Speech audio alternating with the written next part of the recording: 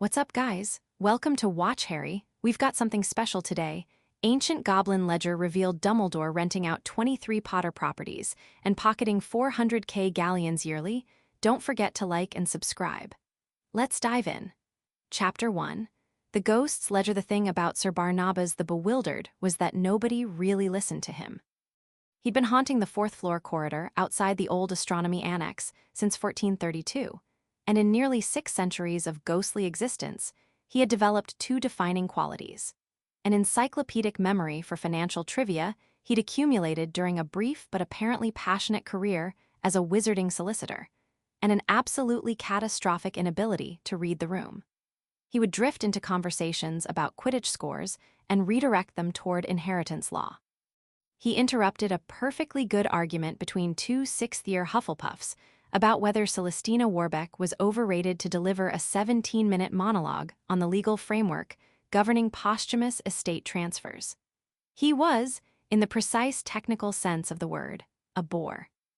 Harry had started taking that corridor to avoid the usual crush of students near the moving staircases, and he'd nodded at Sir Barnabas the way you nod at someone you've accepted as an unavoidable feature of the landscape.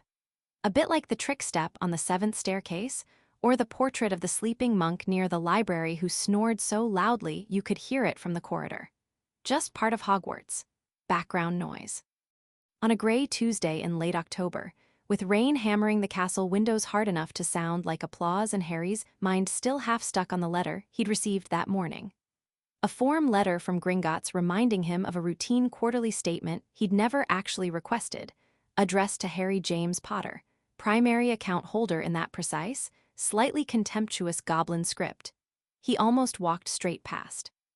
"Ah, young Potter," Barnabas said, materializing from the wall with the practiced timing of a man who had been waiting, specifically, for Harry.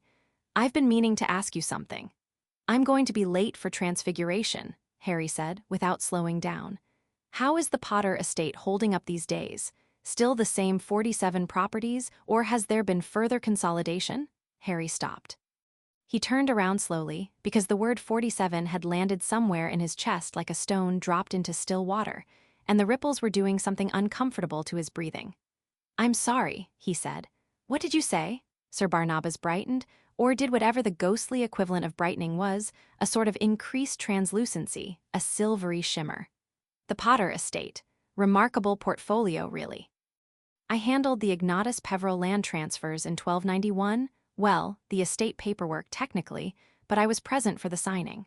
The Potters accumulated quite aggressively in the 15th and 16th centuries, 47 distinct properties at their peak, though I imagine several of the continental holdings have been consolidated or liquidated since. The political climate in the 14th century was 47 properties," Harry said, "give or take. The precise number fluctuates with inheritance decisions, obviously. I do recall your grandfather Fleamont Potter sold 3 of the northern properties to fund his Sleekeasy's hair potion venture, and there were some wartime losses, but yes, somewhere in the range of 40 to 47 at the time of your parents' deaths. Quite a substantial portfolio. The rental income alone would have been, well, significant. Your vaults were, from what I understand, rather considerably fuller at one point. Though I suppose everything gets managed when there's no one of age to manage it oneself." He paused, seemed to consider something. "I do hope whoever was administering the estate on your behalf was thorough about the paperwork. Goblin restitution law is notoriously unforgiving about improperly documented distributions." The bell rang. Harry didn't hear it. "Sir Barnabas," he said carefully, in the voice he used when he was trying very hard not to sound like what he was feeling, "how much rental income are we talking about? Ballpark. From the properties?" The ghost tilted his head with the practiced precision of someone doing mental arithmetic. "Oh, at current galleon valuations and standard rental rates for magical properties of that caliber, conservatively, 400,000 galleons annually. Perhaps more, depending on the London properties. The Diagon Alley holdings in particular would command extraordinary premiums in the current market, though I say current, my market knowledge is admittedly several decades behind." Harry stood very still in the corridor for 3 full seconds. Then he said, "I need to be somewhere." He was not, as it turned out, in Transfiguration. Hermione found him in the library 40 minutes later, which wasn't particularly surprising since the library was where people generally found him when he was doing something he didn't want anyone to interrupt. He had the Gringotts form letter spread open on the table in front of him, and he was staring at it with the focused intensity of someone trying to make words rearrange themselves by willpower alone. She sat down across from him without asking. She looked at the letter. She looked at his face. "What happened?" she said. "How many properties do you think I own?" Hermione blinked.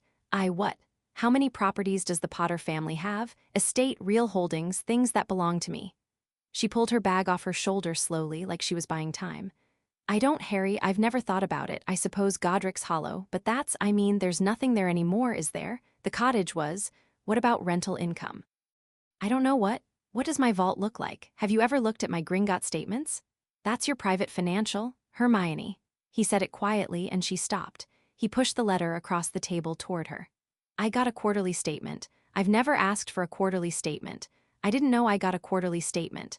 I didn't know there was anything to statement about except the trust vault my parents set up, which I've been drawing school expenses from." He tapped the letter. "It's a form letter, routine, sent to the primary account holder of any vault with activity over 100 galleons in the previous quarter. I got one, for the first time, because apparently whoever was intercepting my financial correspondence either missed this one or stopped bothering, because I'm 16 now and legally the guardianship over your accounts transfers to you at 15, Hermione said, very quietly. Her eyes had gone sharp. That particular sharp, which Harry recognized as the look she got when something didn't add up and she'd just noticed. The magical majority for financial decisions is 15. I read that in the Wizarding World, a guide to legal majority last year when I was trying to understand the underage magic restrictions. At 15, you gain legal oversight of your own financial holdings, even if full majority is 17. She picked up the letter. "Read it. Put it down." "Harry, why didn't Gringotts contact you at 15? I don't know. Why didn't they contact you at 14, 13? Why have you never received a vault statement before?" "I don't know." She was quiet for a moment. The rain was still going at the windows, harder now. "What did Sir Barnabas say?" she asked, because she'd already worked out that there was a Sir Barnabas component. She always worked out the component. Harry told her. All of it, the 47 properties, the rental income estimate, the 400,000 galleons annually. The comment about the vaults being considerably fuller at one point. He watched her face as he talked, watched the way she went very carefully, very precisely still, the way she only did when she was genuinely upset about something and was refusing to let herself be upset until she had more information. When he finished, she sat quietly for a moment. "That's a significant accusation," she said. "I haven't accused anyone of anything. But you're thinking it." "I'm thinking," Harry said, "that I want to go to Gringotts, and I want to look at whatever there is to look at, and I want to know exactly what has been happening to my estate for the last 11 years. He paused. "And then, depending on what I find, I might start accusing people of things." Hermione was quiet for another moment. Then she closed her book, slid it into her bag, and stood up. "I'm coming with you," she said. "I was counting on it. Ron should come too. Already owled him, he's finishing potions." She paused mid-reach for her bag strap, looked at him. "You already owled him. 40 minutes ago, while you were finding me." For a brief moment, something moved across her face, something that might have been the ghost of a smile, except more complicated. "You were planning all of this while you were supposedly just staring at a letter." "I was also staring at the letter," Harry said. "Both things can be true." They went on Saturday. Harry had spent the intervening 4 days not thinking about it with such concentrated effort that he'd accidentally aced a charms essay, apparently channeling his focus into something productive by sheer accident. Ron had listened to the whole story on Wednesday evening in the common room and said nothing for almost 2 full minutes, which was unprecedented. Then he'd said, 400,000 galleons, in the tone of someone recalculating every assumption they'd ever made about the universe, and then he'd said, per year, and then he'd stared at the fire for a bit longer and said, "Right, Saturday then." Hermione had been doing research. Harry could tell because she had that look, the one where she'd found multiple threads that all led somewhere alarming, and was trying to decide how alarmed to be before she had confirmation. They signed out of Hogwarts on a Hogsmeade weekend pass. Harry had Sirius write the permission slip, which Sirius had done with a kind of brittle cheerfulness that suggested he'd heard something in Harry's tone when he'd asked, and was very carefully not asking follow-up questions yet. Then they walked through Hogsmeade, past the 3 broomsticks and the joke shop and the little cluster of students outside Honeyjukes, and flewed from the public connection at the post office to Diagon Alley. Gringotts stood at the end of the alley, the way it always did, white and imposing and slightly crooked, like something that didn't care about architecture because it predated the concept. The goblins at the door didn't look at Harry with any particular recognition, which Harry had always found vaguely reassuring. They stepped inside into the marble and chandelier and controlled chaos of the main floor, and Harry walked to the nearest free teller with the Gringotts letter in his hand. "I'm Harry Potter," he said, "primary account holder. I'd like to speak to whoever handles the Potter family estate accounts." The goblin, young, sharp-eyed, not unfriendly in the way that goblins were sometimes not unfriendly, which meant simply that he wasn't actively hostile, looked at the letter, looked at Harry, looked at the letter again. "One moment," he said. He was gone for 4 minutes. When he returned, there was another goblin with him, older, considerably, with the kind of face that had been calculating things for so long it had settled permanently into a posture of precise assessment. His eyes were the color of old bronze, and they moved over Harry with the particular quality of something being valued. "Mr. Potter," he said, "I am Sharpfang, Senior Accounts Manager for the Potter Estate Holdings. I have been expecting this meeting for approximately 14 months. Harry held very still. "Have you? Since the day you turned 15 and legal financial oversight transferred to you?" Sharpfang's expression didn't change. "We sent notification to your designated correspondence address, as we have done annually since your first birthday, as required by Goblin banking law." A pause precisely waited. "We have never received a reply." Harry's designated correspondence address, he already knew, was 4 Privet Drive, Little Winging, Surrey, a house at which he spent 10 weeks a year, at which his correspondence was routinely intercepted by his aunt, and from which letters he'd never been shown had presumably disappeared into some administrative void. Though he suspected it had never been as passive as disappearing, he suspected there had been someone making sure those particular letters went somewhere specific. He didn't say any of that. He said, "I'd like a full audit, complete records, everything that has been done with the Potter estate since the death of my parents." Sharpfang looked at him for a moment with those bronze-colored eyes. "Yes," he said, "I thought you might." The room they were taken to was not a normal Gringotts consultation room. Harry had been to normal Gringotts consultation rooms, small, functional, slightly subterranean, smelling of stone and metal. This room was deeper in the building, accessed through 3 separate sets of doors that each required Sharpfang's specific verification, and it was large enough that the table in the center of it felt appropriately sized rather than enormous. The walls were shelved floor to ceiling, and the shelves held ledgers, hundreds of them, possibly thousands, in sizes ranging from slim annual volumes to fat, weighty tomes that looked like they'd been accumulating entries for generations. The Potter family ledgers took up an entire section of shelving on the eastern wall. There were a lot of them. "Sit down, please," Sharpfang said, and it was the tone of someone who was going to take some time. Harry sat. Hermione sat beside him, already pulling out a notebook. She'd brought 3, plus 2 quick quotes quills she'd preset to transcription mode rather than embellishment mode.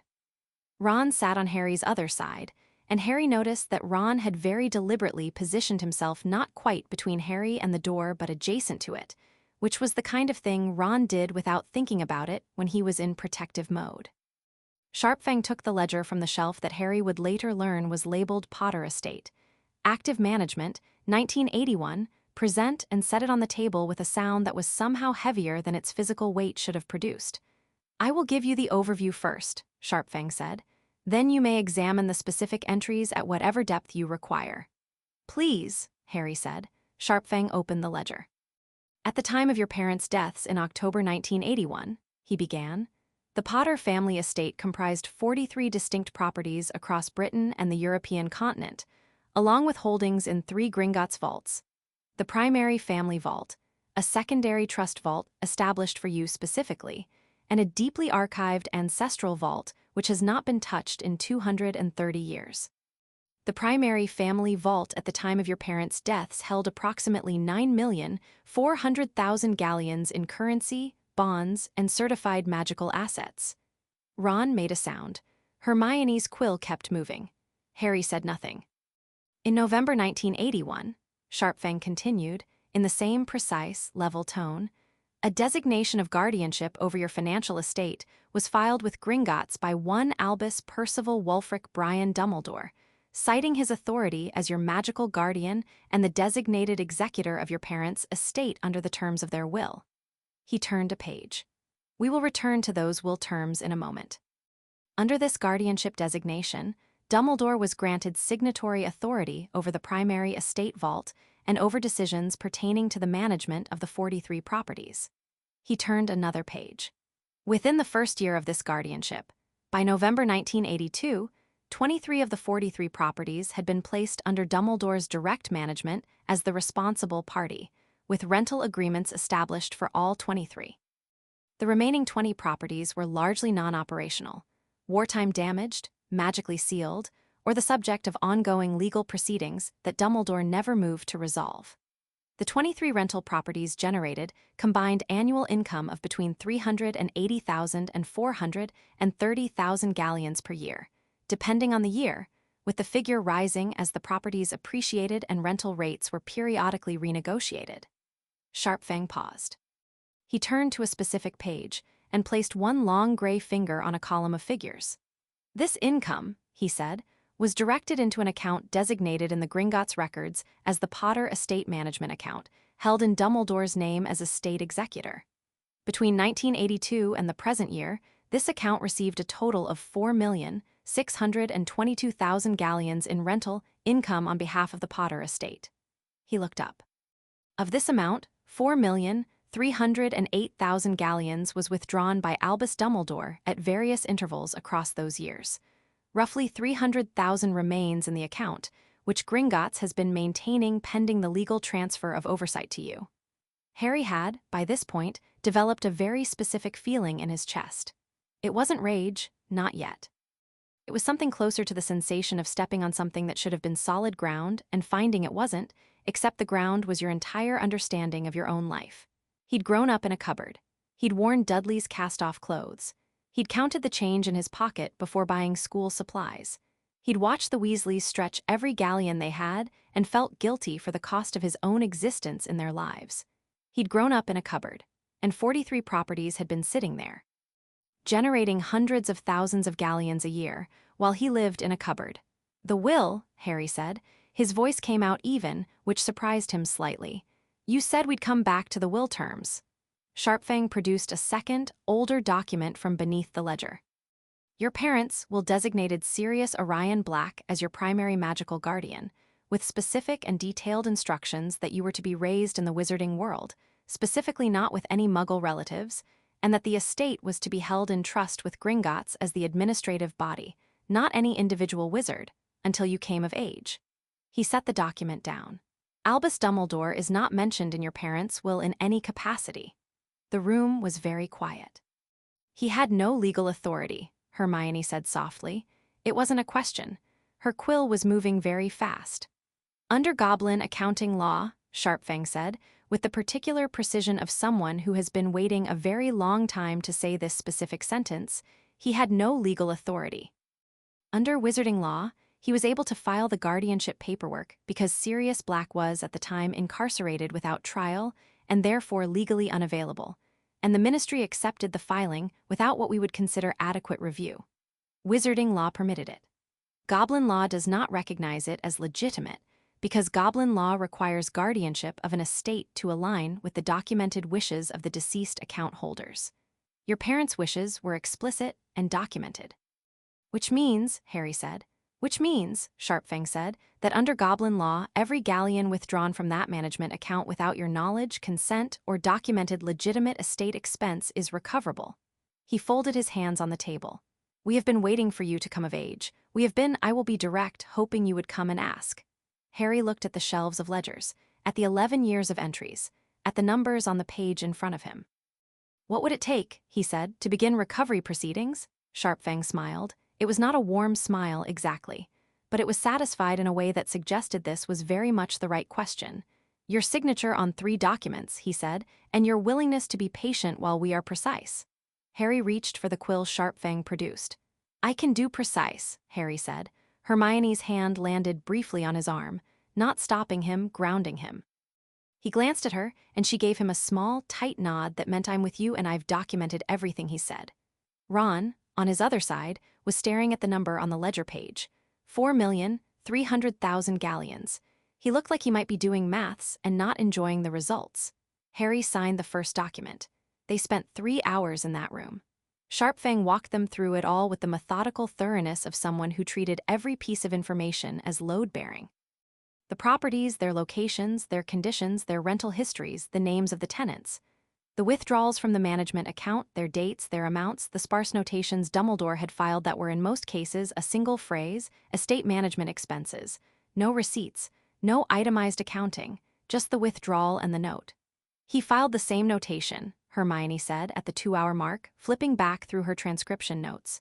Every single time. Estate management expenses. No matter the amount. In 1989, he withdrew 60,000 galleons in a single transaction and filed estate management expenses. It's technically not illegal under wizarding accounting law, Sharpfang said, and the weight he put on the word wizarding was precisely calibrated. Because wizarding accounting law has significant gaps in its requirements for documentation when the managing party holds a certain level of institutional trust. The assumption has historically been that individuals of Dumbledore's standing would not require the same scrutiny as ordinary citizens. That's, Ron started. Convenient, Harry said. Yes, Sharpfang agreed. Very. At the 3-hour mark, Harry asked about the tenants, who was in the properties, what the rental terms looked like. Sharpfang produced a third ledger, thinner, more recent, and opened it to a list. 23 properties with 23 sets of tenant names and terms. Harry read down the list. He got to entry 17 and stopped. Avery, he said. Yes, Sharpfang said. Marcus Avery. Harry read the entry again. He's been renting Potter Cottage in Wiltshire since 1992, at below market rates. He looked up. Sharpfang, is Marcus Avery a Death Eater? Sharpfang's expression didn't change.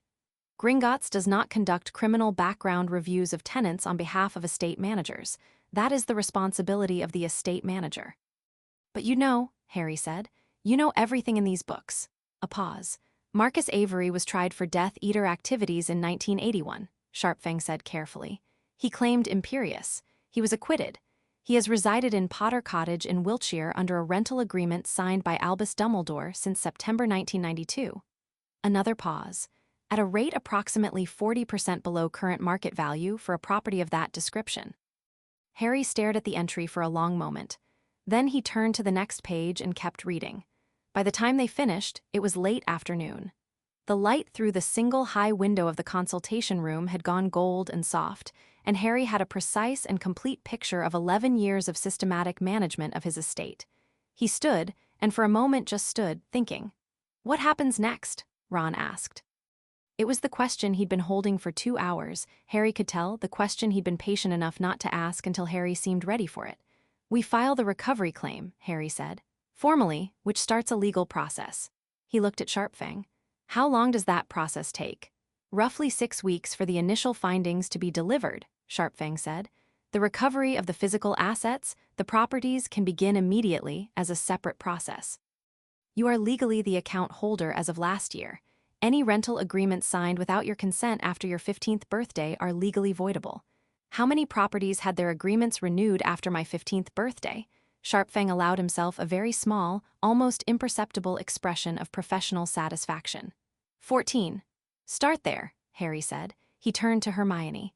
How complete are your notes? She looked mildly insulted.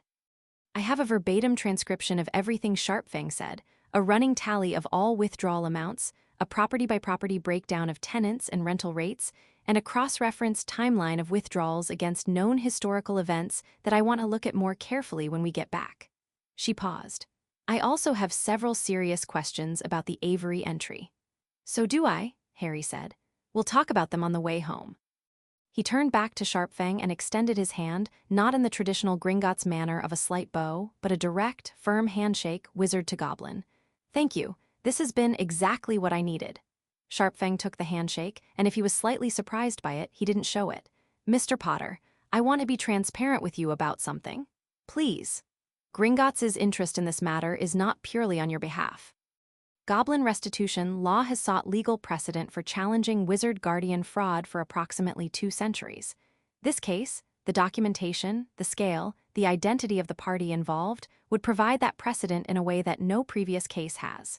He held Harry's gaze steadily. I tell you this because you should understand our motives.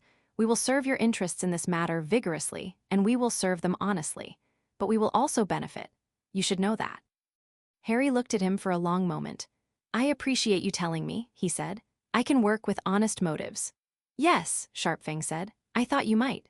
The Floo trip back to Hogsmeade was quiet, and the walk to Hogwarts was quieter. The rain had stopped sometime in the last hour, leaving the path up to the castle glossy and dark, the kind of evening that smelled like wet stone and cold air, and October properly arrived. Their footsteps were the loudest thing. Harry walked between Ron and Hermione, and for a while nobody said anything because there was too much to say and none of it had organized itself into speakable shape yet. Ron broke the silence first, which was actually typical. Ron was the one who always addressed the thing nobody was addressing when the moment was right. 4 million galleons, he said. 300,000 of it still there, Harry said. 4 million galleons, Harry. I know. You grew up in a cupboard. I know, Ron. A pause. I'm not angry on my behalf, Harry said, and it was true mostly. The anger was there, it would be there for a while, sitting in his chest like something slowly heating, but it wasn't aimed inward. I'm angry because of what it means about everything else. Every decision he made about my life. Where I was placed, how I was raised, why Sirius went to Azkaban without a trial. He stopped. How much of it was about protecting me, and how much of it was about keeping me managed. Hermione was quiet for a few steps, and then she said, I keep coming back to the Avery entry. Yeah, Harry said, a Death Eater in a Potter property, placed there by Dumbledore. She said it carefully, like she was testing the weight of the words. That's not, I don't know what that is yet. I need to think about it more. There might be an explanation. There might be, Harry said. I want to hear it. But I want to hear it from Dumbledore himself, in front of witnesses, with the documented evidence on the table. Hermione looked sideways at him. You're not going to confront him privately. No, Harry said, I'm not. He'll try to explain it, she said. He's very good at explaining things in ways that make them seem reasonable, Harry said. Yeah, I know. That's why there's going to be a record. He glanced at her. How soon can you have those notes organized into something a Wisengamot legal department could read? Another sideways look. Longer this time. You're already thinking about the Wisengamot? Sharpfang said the Goblin restitution process runs through the Wizarding Wisengamot for formal judgment. So yes, I'm thinking about the Wisengamot. He paused. But I also want to notify Sirius before anything else happens. He's going to lose it, Ron said. Completely, Harry agreed. That's why I need to talk to him before he hears it from anyone else, and I need to be very clear with him about what we're doing and what we're not doing. Because Sirius's version of handling this involves flying to London on a broomstick in animagus form and doing something impressively inadvisable. Can you blame him? Ron said. No, Harry said, but I can redirect him. They were close to the castle now, the lights of the windows warm against the dark stone, the smell of dinner drifting down from somewhere. Normal Hogwarts evening. Homework and gossip and the distant sound of someone practicing an instrument badly in a room above. Harry stopped for a moment, just outside the main doors, and looked up at the castle. He thought about being 11 years old, walking in here for the first time. The candles floating over the great hall ceiling. The sorting hat on his head, whispering about what he could be, the feeling of having arrived somewhere finally after everything. He'd thought Hogwarts was the beginning of his life. He'd thought Albus Dumbledore was the person who had made that possible. He wasn't angry about having thought that. He'd been a child, and he'd had the information he'd been given. He just had different information now. Right, he said, and pushed the door open. He wrote to Sirius that night. He sat at the desk in the corner of the boys' dormitory, with Ron pretending to do potions homework on his bed and actually reading over his shoulder at intervals, and Hermione presumably in the common room doing the thing she'd described as cross-referencing, which Harry suspected was going to produce something alarming. He wrote the letter carefully. He'd learned, from years of intercepted correspondence, to write in a way that gave away as little as possible in the text itself, while conveying what mattered to someone who knew him well enough to read between the lines. But this wasn't that. This wasn't a letter that needed to be careful, because it might be read by the wrong person. This was a letter that needed to be careful, because it was going to hit Sirius like a bludger, and Harry needed to cushion the impact without softening the truth.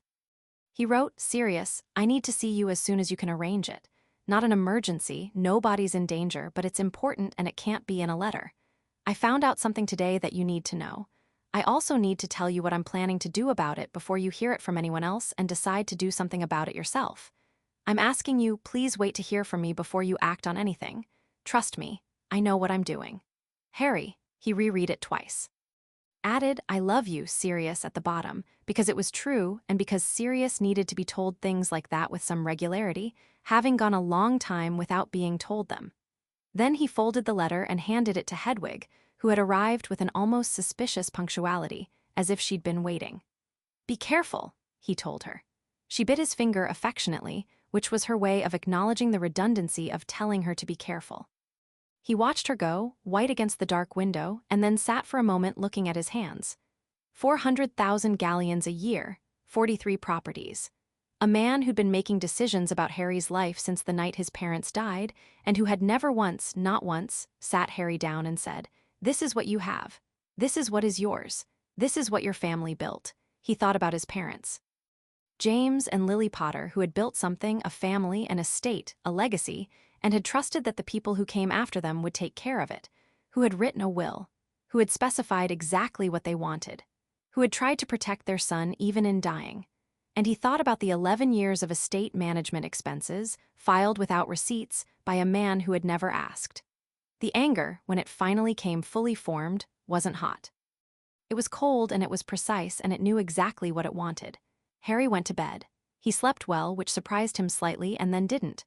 Some feelings, once they have direction, stop disturbing your sleep. 3 days later, a reply from Sirius arrived at breakfast. It was a short letter, and Harry had to give Sirius credit. It was very carefully short. It said, "I'll be at the Three Broomsticks on Saturday. Noon. I'm not doing anything in the meantime because you asked me not to. This is the hardest thing you have ever asked me to do. Sirius. P.S. Are you all right?" Harry wrote back, "Yes. See you Saturday." He folded the reply, gave it to Hedwig, and looked up to find Hermione watching him from across the table with an expression that suggested she'd finished the cross-referencing. "What did you find?" he said. She set a document on the table between them, 12 pages of closely written notes, organized by date, cross-referenced with footnotes. It was extraordinary, even by her standards. "Sit down," she said. "Well, you're already sitting. Just look at this." She opened to the 3rd page. "The withdrawals Dumbledore made from your estate management account. I cross-referenced the dates with known events from modern magical history and the rise and fall of the dark arts. Look at this withdrawal in August of 1993, 62,000 galleons. What happened in August of 1993? Sirius escaped from Azkaban," Harry said slowly, "and the Ministry was spending enormous resources on the manhunt. Dementors stationed at Hogwarts, Ministry task forces, all of which required, I suspect, a certain amount of quiet political facilitation." She moved her finger.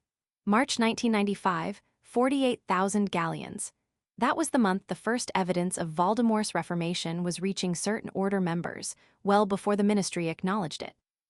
And here, November 1995, 30,000 galleons, 2 weeks after the Department of Mysteries incident, which required significant cover-up management through Ministry channels." She looked up.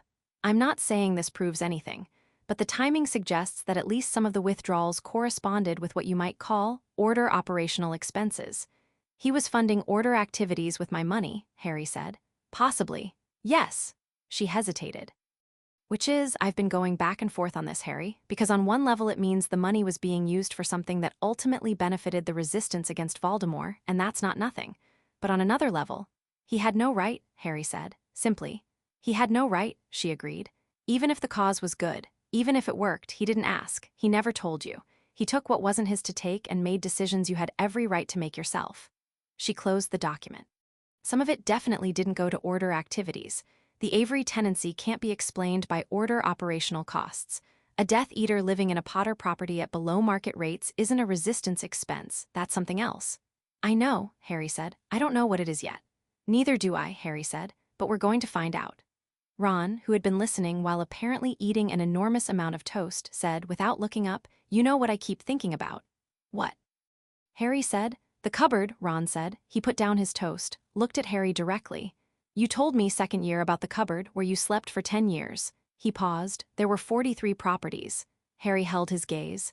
"Yeah," Harry said. 43 properties, Ron said again. "And a cupboard." Neither of them said anything for a moment. Then Harry said, "That's why it matters, not the galleons, the cupboard." He looked at his plate. "The galleons are just evidence. The cupboard is the crime." Outside the great hall windows, the October morning was bright and cold and entirely ordinary, and at the head of the hall, behind the staff table, Albus Dumbledore was eating breakfast and speaking quietly with Professor McGonagall and looking, as he always looked, perfectly calm. Harry watched him for a moment. Then he looked away, picked up his fork, and ate his breakfast. There was a great deal of work to do, and he intended to be ready for all of it. Chapter 2. The weight of Galleons. Sirius was already at the Three Broomsticks when they arrived. He was in the corner booth, glamored enough that a casual glance wouldn't place him, hair shorter in the illusion, jaw different, the kind of subtle magical adjustment that Remus had apparently spent 3 weeks teaching him after the escape. But Harry knew him by the way he sat. Coiled, like something that had been wound too tight for too long and had never quite learned to unwind. There was a butter beer in front of him that he hadn't touched. Harry slid into the seat across from him. Hermione took the chair to Harry's left. Ron sat beside Sirius, which meant Ron was technically between Sirius and the door, a positioning Harry had asked for without asking. In that way, the three of them had developed for arranging things non-verbally. Sirius glanced at Ron, glanced at the positioning, and seemed to understand without comment that it wasn't insulting, it was practical. "You look well," Sirius said to Harry. It was obviously not what he wanted to say. "You look like you haven't slept," Harry said. "I slept fine." "Sirius." "I slept adequately." He picked up the butterbeer, put it down. "Tell me," Harry told him. He told it the same way he'd told it to Hermione and Ron, linearly, completely, without editorializing, because the facts didn't need editorializing. He kept his voice level. He watched Sirius's face while he talked. What happened to Sirius's face was not something Harry would describe as losing control. It was more like watching someone apply increasing pressure to something that was built to withstand pressure, right up until the precise moment it reached its limit. The jaw first, tightening, incrementally, through the property numbers and the rental income and the management account.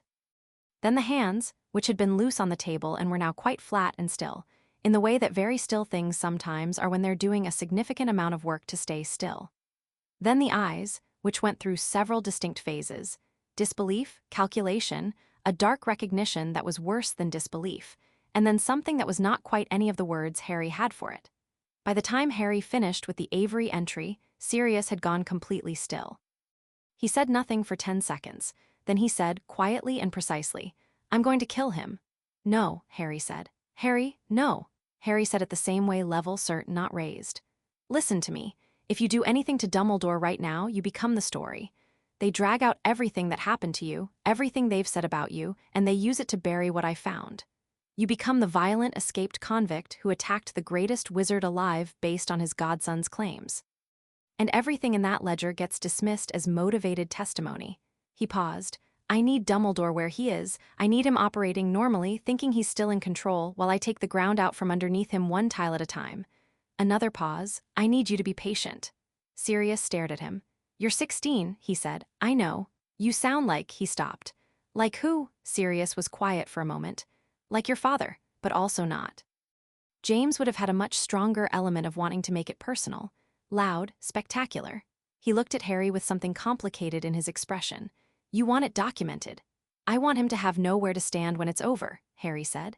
"I want every property back, every galleon accounted for, every decision he made about my life on the public record. I want the wizarding world to look at it with their own eyes and make their own conclusions." He met Sirius's gaze.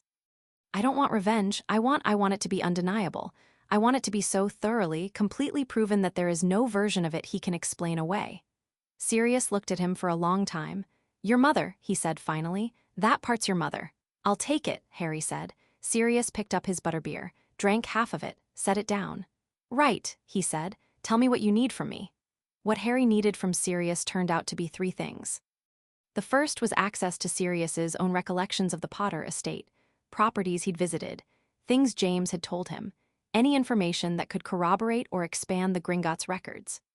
Sirius spent an hour on this, talking in the careful, slightly fractured way he had when he was accessing memories that had 11 years of Azkaban sitting on top of them. And Hermione wrote everything down with the same systematic thoroughness she'd been applying to the ledger notes. Sirius remembered 7 properties specifically.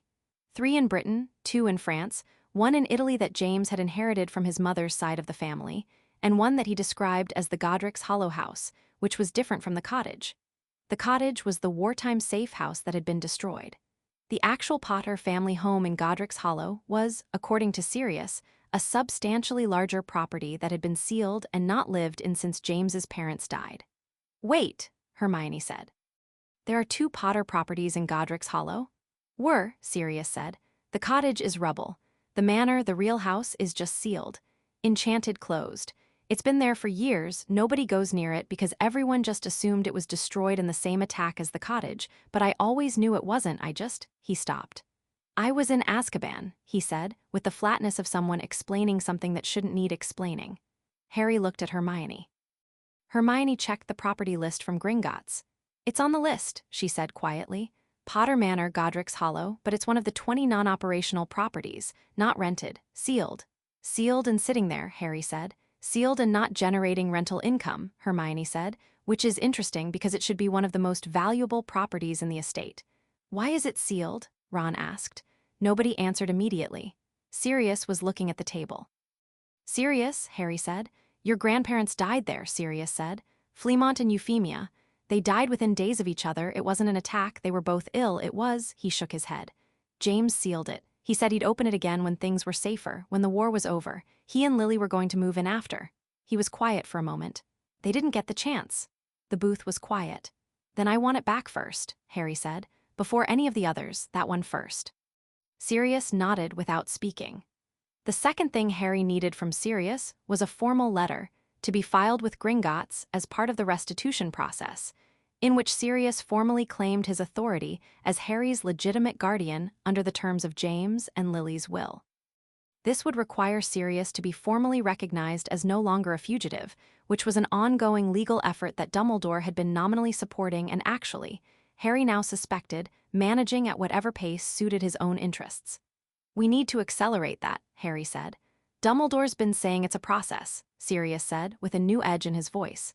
"Ministry procedures, he keeps saying, takes time." "Does it?" Harry said. Sirius looked at him. "Find out who actually has the authority to process your appeal," Harry said. "Not through Dumbledore, directly. Who at the Ministry handles wrongful imprisonment appeals? Who has the power to schedule a Wisengamot review hearing?" Hermione had already opened to a fresh page. "Amelia Bones," she said, "head of magical law enforcement. She's known to be, she was described in Notable Witches and Wizards of the 20th Century as scrupulously fair. Independent. She's not a Dumbledore ally." "Can we get to her?" Harry asked. "I can write to her directly," Sirius said slowly, as if the idea was presenting itself in real time. "I'm not legally a fugitive anymore, the charges are disputed, Pettigrew's proven alive, there's testimony in the Hogwarts records from last year." "Write to Bones," Harry said. "This week, not through the Order, not through Dumbledore, directly." The third thing Harry needed from Sirius was the most important and also the simplest. He needed Sirius to not tell anyone in the Order what was happening yet. Not Lupin, not Tonks, not Moody. Nobody. "I'll tell them when I'm ready," Harry said. "And I want to tell them myself, in a way that doesn't give Dumbledore time to prepare a narrative before the evidence is in front of them." Sirius held his gaze for a long moment. "You really have thought this through," he said. "I've had 4 days," Harry said, "and Hermione—" "I've had 4 days and a lot of index cards," Hermione said, which made Ron snort, which made Sirius's expression do something complicated, landing somewhere close to almost okay. "All right," Sirius said, "I won't say anything." He paused. "But Harry, I want you to tell me something honestly." "What? Are you—" He stopped, tried again. "You're doing the right thing, the strategic thing, I see that. But are you, underneath all of it, are you all right?" Harry looked at him. It was a real question, asked by someone who had spent 11 years in Azkaban thinking about all the ways he'd failed the people he loved, and who now sat across from a boy he was terrified of failing again. Harry could see all of that. He was getting better at seeing all of it. "Ask me again in 6 weeks," Harry said. "Right now I'm mainly just focused." "That's very James of you," Sirius said. James always deflected with practicality. "I know," Harry said. "I'll work on it." He wouldn't, particularly, and Sirius knew it. And for a moment they both smiled at exactly the same time in exactly the same way. The walk back to Hogwarts was livelier than the one from Saturday had been, which was partly because the weather had relented into something that passed for mild, and partly because having a direction does something to a person's general energy. Ron fell into step beside Harry while Hermione walked slightly ahead, apparently organizing her thoughts into audible muttering. "Can I say something?" Ron said. "When have you ever asked permission? When it might actually be uncomfortable," Ron said, which was honest enough that Harry looked at him. "I've been thinking about what Sharpfang said, about where some of the money might have gone, the order stuff. And my dad works for the ministry," Ron said carefully. "And the order Dumbledore's been, our family's been," he stopped. "Dad got that promotion 3 years ago, the one nobody expected. He'd been passed over for years, and then suddenly, right around the time Dumbledore was getting more active in anti-ministry politics, he got it." Harry was quiet. "I don't know if it's connected," Ron said. "I'm probably wrong. But I wanted to say it out loud because it was bothering me and I didn't think I should be the one keeping things from you right now." Harry stopped walking. Ron stopped beside him. "It's probably not connected," Harry said. "Probably," Ron agreed, "but you're telling me anyway." "Yeah." Harry looked at him for a moment. Yeah, thank you for telling me." Ron's jaw was slightly tighter than normal. "It doesn't change anything, what we're doing. I just needed you to know that even if there's something that leads back to my family, I'm still here. I'm not going anywhere." Harry held his gaze. "I know that," he said. "I've always known that." They started walking again. "Also," Ron said, 4 million galleons means if you get it all back you could buy, like, our entire house 40 times. "I'm not going to rub that in," Harry said. "I'm not asking you not to," Ron said. "I'm just saying, quantifying it, for scale." "The scale is appreciated," Harry said, and they were both grinning in the same stupid way, which felt good, which felt necessary. Back at Hogwarts, things were normal in the way that Hogwarts was good at being normal regardless of whatever was happening outside its walls. Classes, homework, Quidditch practice, the usual social machinery of a school that contained 500 teenagers. Professor McGonagall assigned an 8-inch essay on self-altering transfiguration that Ron described as aggressively unfair. Professor Flitwick was in excellent spirits about something and expressed this by teaching them a particularly intricate charm sequence that Harry, in a somewhat unusual turn, found he understood intuitively and completed before most of the class. Dumbledore taught no classes, which was normal. But he appeared at mealtimes, and he appeared at the staff table, and twice that week, Harry looked up from whatever he was doing and found Dumbledore's blue eyes on him from across a room, carrying that particular quality of thoughtful, fond assessment that Harry had spent years finding comforting. It didn't comfort him now. He held the eye contact both times and let nothing show on his face, and returned to what he was doing. The second time, he was sure he saw something flicker in Dumbledore's expression. A slight adjustment, almost imperceptible. The look of someone who has just noticed that the landscape is slightly different than it was, without yet being able to identify what has changed. Harry went back to his essay. Hermione had been working on something she called the comprehensive document, a formalization of all her notes into a structured evidentiary argument, organized by claim, evidence, and legal implication. She did this in the evenings in the corner of the common room, surrounded by her index cards and books, with a focus that discouraged interruption. On Wednesday night, she slid 12 feet of parchment across the table to Harry without comment and went back to cross-referencing something. He read it. It was extraordinary. She'd built a clean, logical argument from the documented evidence that was, Harry thought, the kind of thing that could be placed in front of a Wisengamot committee and not dismissed. The financial irregularities were organized chronologically with supporting records. The will discrepancy was stated plainly, with its legal implications sourced to 3 separate texts on wizarding inheritance law. The Avery tenancy had its own section, short and precise, titled simply, Questions Requiring Answer. Under that heading, she'd written 4 questions. Why was Marcus Avery, a tried Death Eater, placed in a Potter property? Under what authority was the below-market rate determined? Was Dumbledore aware of Avery's trial history at the time of the tenancy arrangement? What relationship, if any, exists between this tenancy and any order of the Phoenix activities? Below the questions, she'd added a note. Possible answer, Avery was a monitored informant kept close deliberately. Possible answer, below market rate as inducement for information. This would make the arrangement less ethically grotesque but does not change the legal fact of unauthorized use of Potter property. Does not change the fact that Harry was never informed. Harry read that section twice. Then he wrote in the margin, good. Raise this with Sharpfang next visit. He slid the document back to her. She looked at the marginalia and gave a small, satisfied nod. "You should know," she said, not looking up from her current work, "that Malfoy was watching you at dinner today. Malfoy watches me at dinner a lot. Not like this. It wasn't the usual thing. He looked," she paused, "unsettled." Harry thought about that. Avery's his father's circle. Hermione's quill paused. "You think Malfoy knows something?" she said. "I think Malfoy's father knows Avery," Harry said. "I think Lucius Malfoy stays connected to everything that happens in his social circle. If something is moving in the Potter estate situation, Avery might have said something." He picked up his own quill. "It might mean nothing, or it might mean Avery's already heard something changed and mentioned it to someone. How would Avery know something changed? Sharpfang initiated proceedings, but they'd be confidential." "Sharpfang's proceedings wouldn't be noticed," Harry said, "but I signed 3 documents. 3 copies each.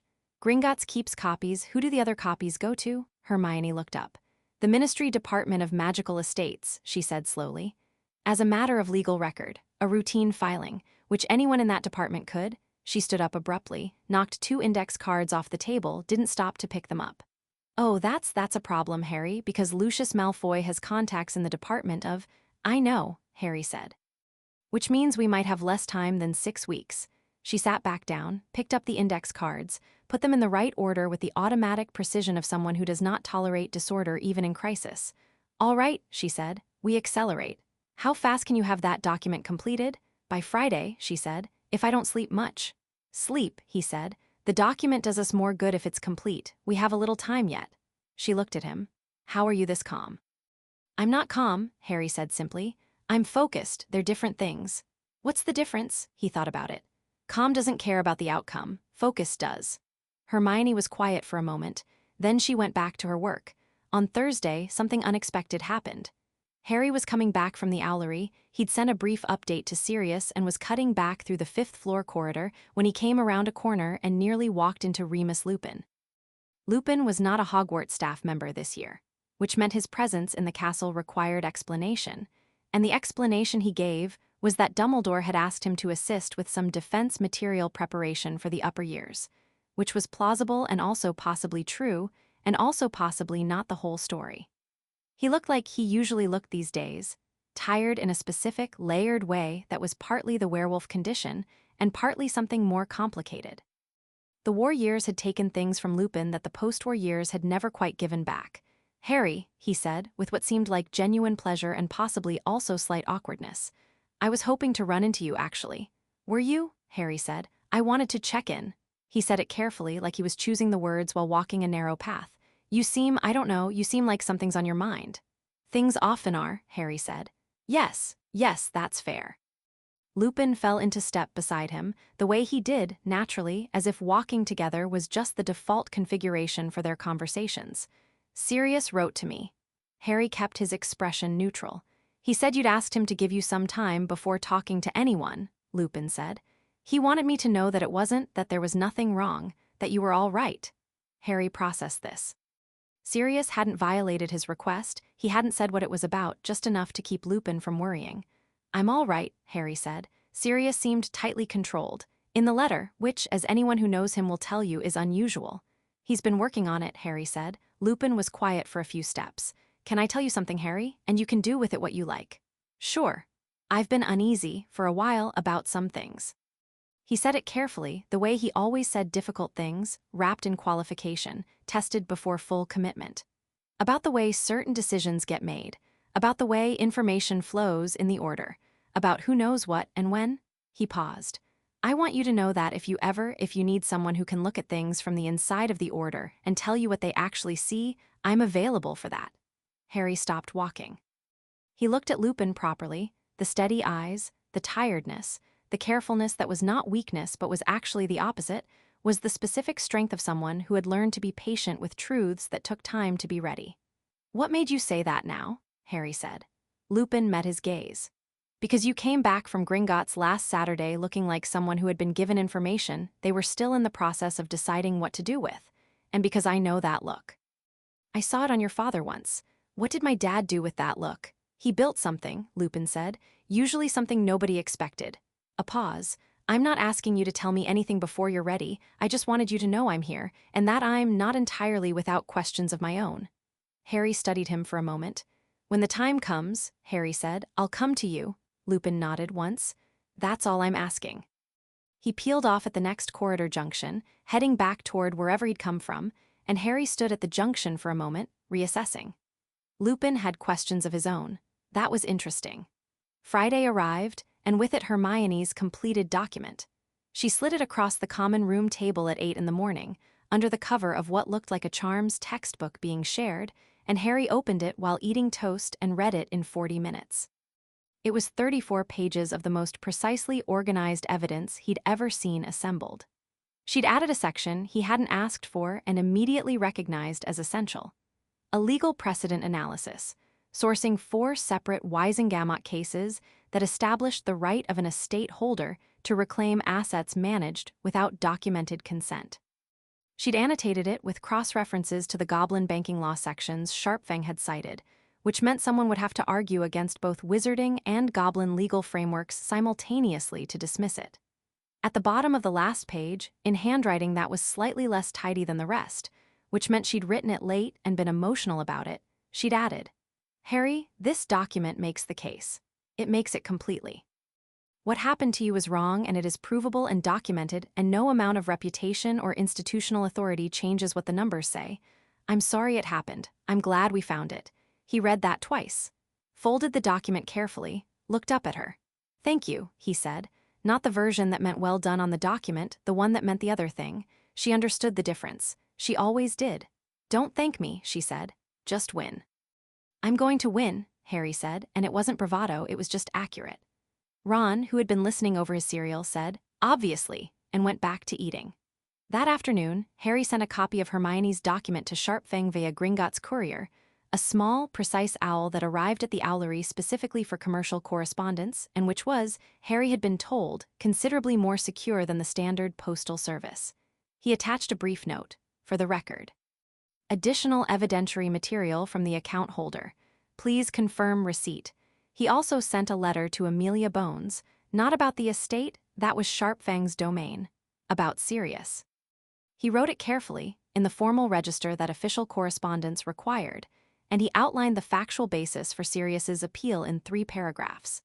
The confirmed survival of Peter Pettigrew, Sirius's documented inability to be the secret keeper given Pettigrew's proven status, and the absence of any trial in 1981.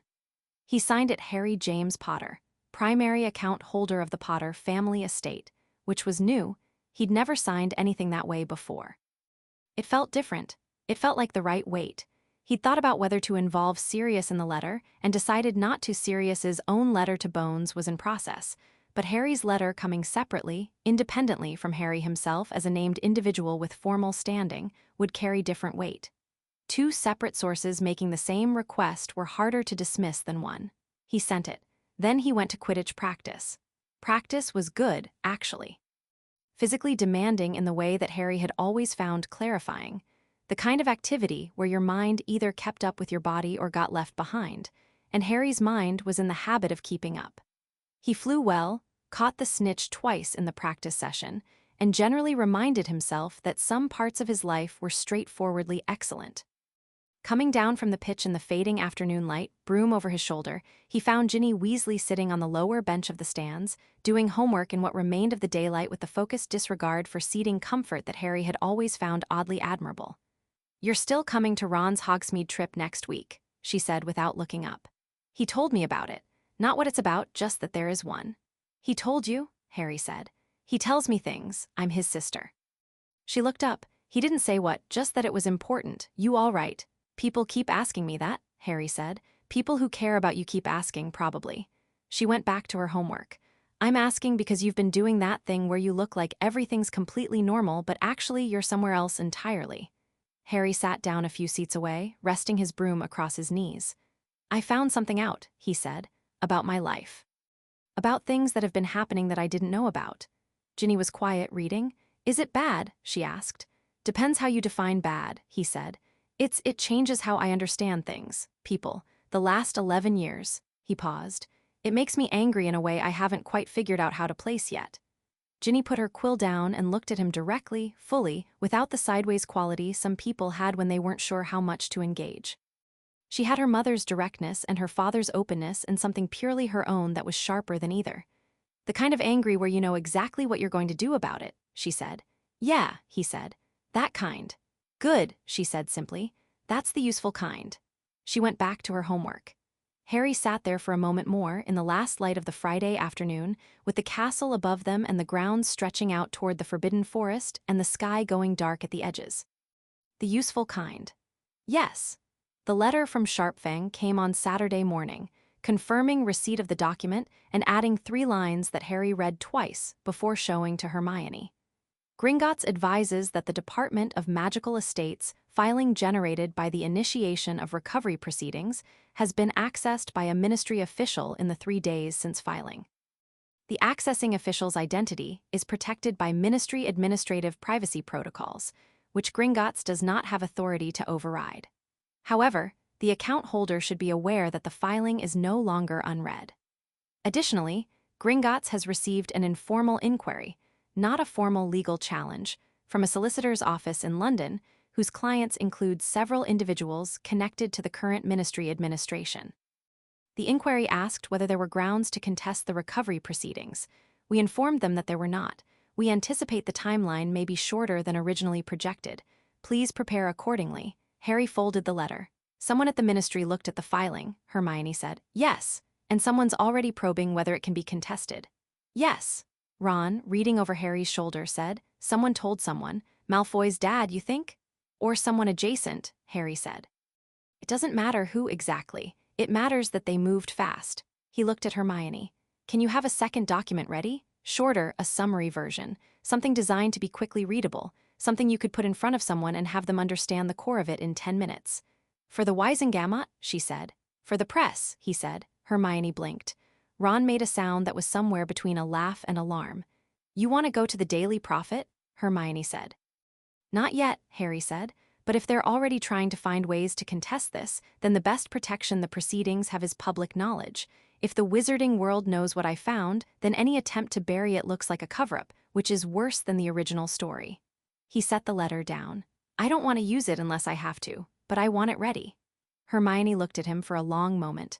There's someone better than the prophet, she said slowly. Rita Skeeter is. Not Skeeter, Harry said immediately. No, not Skeeter, but Luna's father, the Quibbler. He's independent of ministry pressure. He published during the war without bowing to it. He has a readership that, while eclectic, is fiercely loyal, and the mainstream press picks up Quibbler stories when they're too significant to ignore. She was nodding as she talked, working it out.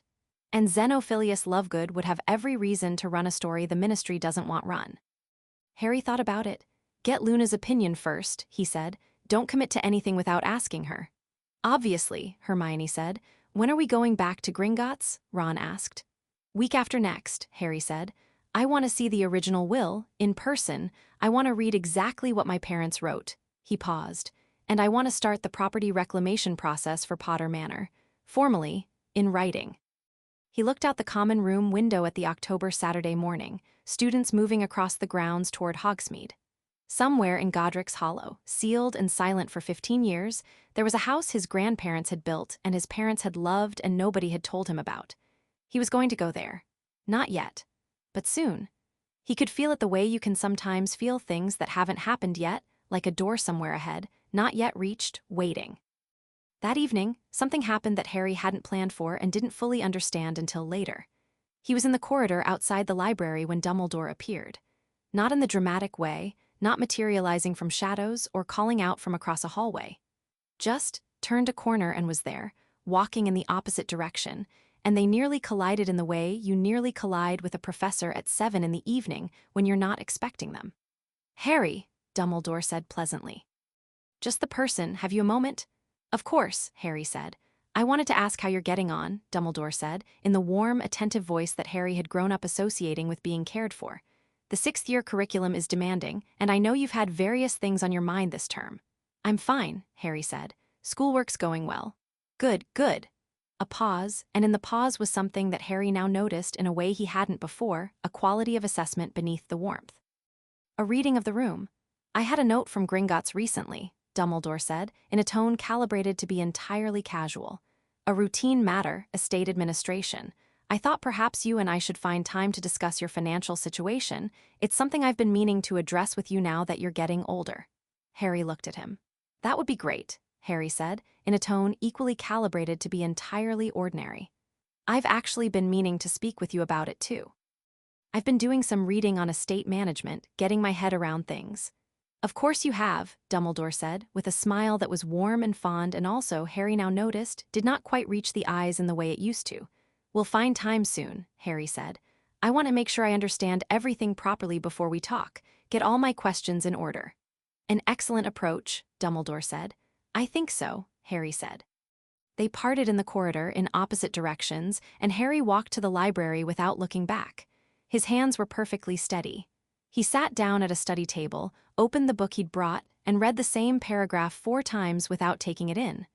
Dumbledore knew something had moved. The Gringotts note. He was careful, calibrated testing.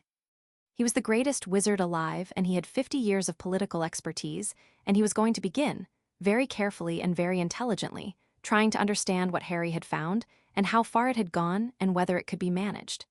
Harry thought about what Hermione's documents said. 34 pages of numbers and dates and legal citations.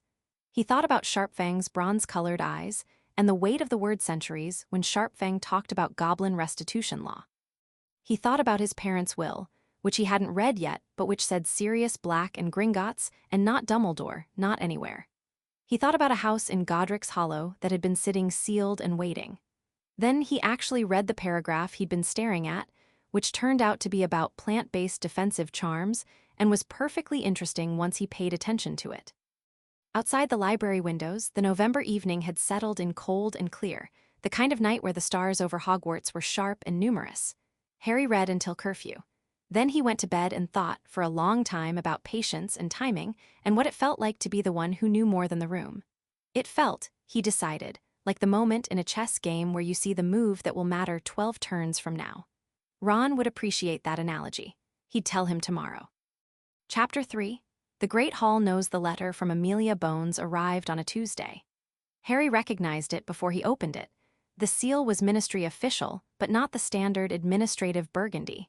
It was the deep blue-black of the Department of Magical Law Enforcement, and it had been delivered not by the school post, but by a ministry owl, gunmetal gray and precise, which landed next to his pumpkin juice with the air of something that had a schedule to keep. He broke the seal while Ron pretended not to watch and Hermione pretended to read her arithmancy text. The letter was short. 4 paragraphs. Amelia Bones wrote the way Harry suspected she ran her department, clean lines, no wasted words, nothing that could be quoted against her later, but nothing misleading either. "Mr. Potter, I received your letter of the 4th November and have read it in full. I also received, separately, a letter from Sirius Black dated the same week, making a consistent set of claims regarding the events of October 1981 and the circumstances of his imprisonment. I want to be transparent with you. I have been aware for some time that the original proceedings against Mr. Black were procedurally irregular. The political climate in 1981 made certain questions difficult to ask. The political climate in 1995 makes them less difficult. I am prepared to schedule a formal review hearing before a reduced Wisengamot panel, not a full session, which would require ministry approval I am not yet in a position to obtain, but a legitimate legal proceeding with the authority to formally assess Mr. Black's case and issue a binding determination. I would ask that you share this information with Mr. Black directly and that you both be prepared to attend a hearing at short notice, as I intend to move quickly before administrative complications arise.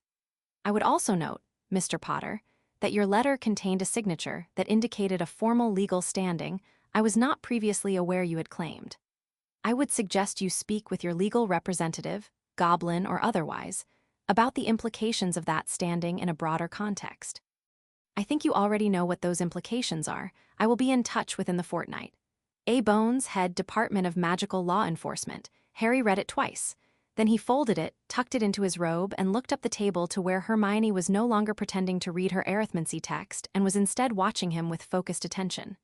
"Bones," he said quietly. Her eyes went bright. "And? She's scheduling a hearing for Sirius. reduced panel. She's moving fast because she wants it done before someone stops her. Hermione closed the arithmancy text completely. She mentioned the estate? Obliquely. She told me to talk to my legal representative about the implications of my formal standing. He paused. She knows, or she suspects. She's telling me she's not going to be an obstacle. Amelia Bones is not a Dumbledore ally, Hermione said, which was something she'd said before, but said it now with a different quality, not background information, but active relevance. No, Harry said, she's not. Ron, who had given up pretending to eat his toast and was listening openly, said, so Sirius gets a hearing, and Bones knows about the estate, and Dumbledore knows something moved at Gringotts. He ticked these off on his fingers. Are we feeling good about this, or are we feeling like a lot of things are happening at once? Both, Harry said. Both things can be true. He wrote to Sirius and Sharpfang before first period. The day carried on the way days did classes, corridors, the rhythms of Hogwarts that were deeply familiar by now, almost unconsciously navigated. Double potions in the morning with Snape, who was in his standard operating mode of precise contempt, distributed evenly across the room, and who gave Harry's successfully brewed strengthening solution a look of minimal displeasure that was basically a standing ovation by his standards. Lunch in the Great Hall, where the noise and warmth were exactly as they always were, where nothing visible had changed. Harry sat at the Gryffindor table and looked at the room the way he'd been looking at rooms lately, not paranoid, not scanning for threats, just seeing. The staff table with Dumbledore at its center, talking to Flitwick with every appearance of ease. The Slytherin table where Draco Malfoy was eating without his usual performance of studied indifference, which meant he was actually distracted, actually thinking about something. The general motion of students, the laughter, the arguments, the ordinary machinery of a school running as it should. Nobody in this room, Harry thought, knew what was in those 34 pages. In a fortnight, that might change. Neville sat down across from Harry with a plate of shepherd's pie and said, "You've got your thinking face on." "I usually have a thinking face on," Harry said. "No, you've got your specific thinking face. The one where you're working something out and you've mostly worked it out, but there's one piece still moving." Neville served himself with comfortable familiarity. "It's different from your regular thinking face, which is more general." Harry looked at him. Neville had been different this year, more settled in himself, more observant. The DA work last year had done something to him that the previous years of general anxiety hadn't, and what it had done was reveal a Neville who'd been there all along, just waiting for someone to stop telling him he wasn't. "You're more perceptive than you let on," Harry said. "I let on plenty," Neville said. "People just don't expect it from me, so they don't notice." He ate a bite of pie. "Gran sent me a letter about some property dispute she heard about from some ministry contact. Said one of the old families was dealing with an estate issue." He looked at Harry with total steadiness. "I told her I didn't know anything about it." Harry held his gaze. "Did she say which family?" Harry said carefully. "She said the Potter estate," Neville said, "which is why I'm bringing it up, because if it's your business, I thought you should know people are already talking about it in certain circles." He went back to his pie. "Gran knows Amelia Bones, by the way. They've worked together on a few Wisengamot matters." Harry was quiet for a moment. "Neville," he said, "can I tell you something and trust that it stays with you until I say otherwise?" "Obviously," Neville said, as if the question were slightly insulting. "Who do you think you're talking to?" After dinner, Harry went to find Luna. He found her in the courtyard outside the entrance hall, sitting on the stone edge of the fountain with her shoes off and her feet tucked under her, reading a copy of the Quibbler in the evening cold with the serenity of someone who found whether a minor inconvenience at best. "Harry," she said, without looking up. "I was wondering when you'd come." "Were you?" Harry said, sitting beside her. "You've had a very significant energy this week. Purposeful, but also, there's something underneath it that's still settling." She looked up. "Something to do with your family, I think." "How do you?" "You look at the staff table differently," she said. "You always used to look at Dumbledore the way most people do, like he's a fixed point, you don't anymore." She said it simply, observationally, without drama. "What happened?" Harry told her the abbreviated version. Properties, money, the ledger, the will, Dumbledore's name on withdrawals that had no documentation. He kept it brief and factual. Luna listened with her full, unblinking attention. When he finished, she said, "That's a very long time to be stealing from someone." "Yes," Harry said, "and you want to talk to my father. Hermione thinks the Quibbler could be the right place for this story when the time comes. I wanted to ask you first, it's your family." Luna looked at him for a moment with those pale eyes that always seemed to be seeing something adjacent to what everyone else was seeing. My father would want to run it, she said. He runs things the prophet won't. He'd consider it the most important thing he'd published in years. She paused. He'd also do it fairly. He wouldn't sensationalize it. Well, he'd sensationalize the Nargles, but the facts he'd get right. The Nargles? There are almost certainly Nargles involved in how this went undetected for so long, she said, with complete sincerity. But the facts about the money and the properties, those he'd report accurately. He's very precise about that kind of thing. Harry almost smiled. Would you write to him? Not yet, I'll tell you when, but introduce the idea so he's not starting cold when the time comes. Of course, Luna said. She went back to the Quibbler. Harry? Yeah, the house in Godric's Hollow, she said. The sealed one. Harry looked at her. He hadn't mentioned Godric's Hollow. How? You mentioned your family, she said, and the thing underneath the purposefulness got sharper when you said it. I thought it might be about somewhere specific. She turned a page. You should go. Whatever's there, you should go and see it, before the legal things or during them, but don't wait too long. Some things are more important than strategy. Harry sat with that for a moment. Yeah, he said, I know.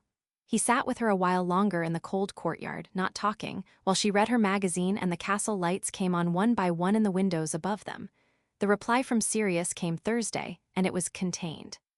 Harry could feel the containment in every sentence, like watching someone carry something very full very carefully. I spoke with Sharpfang.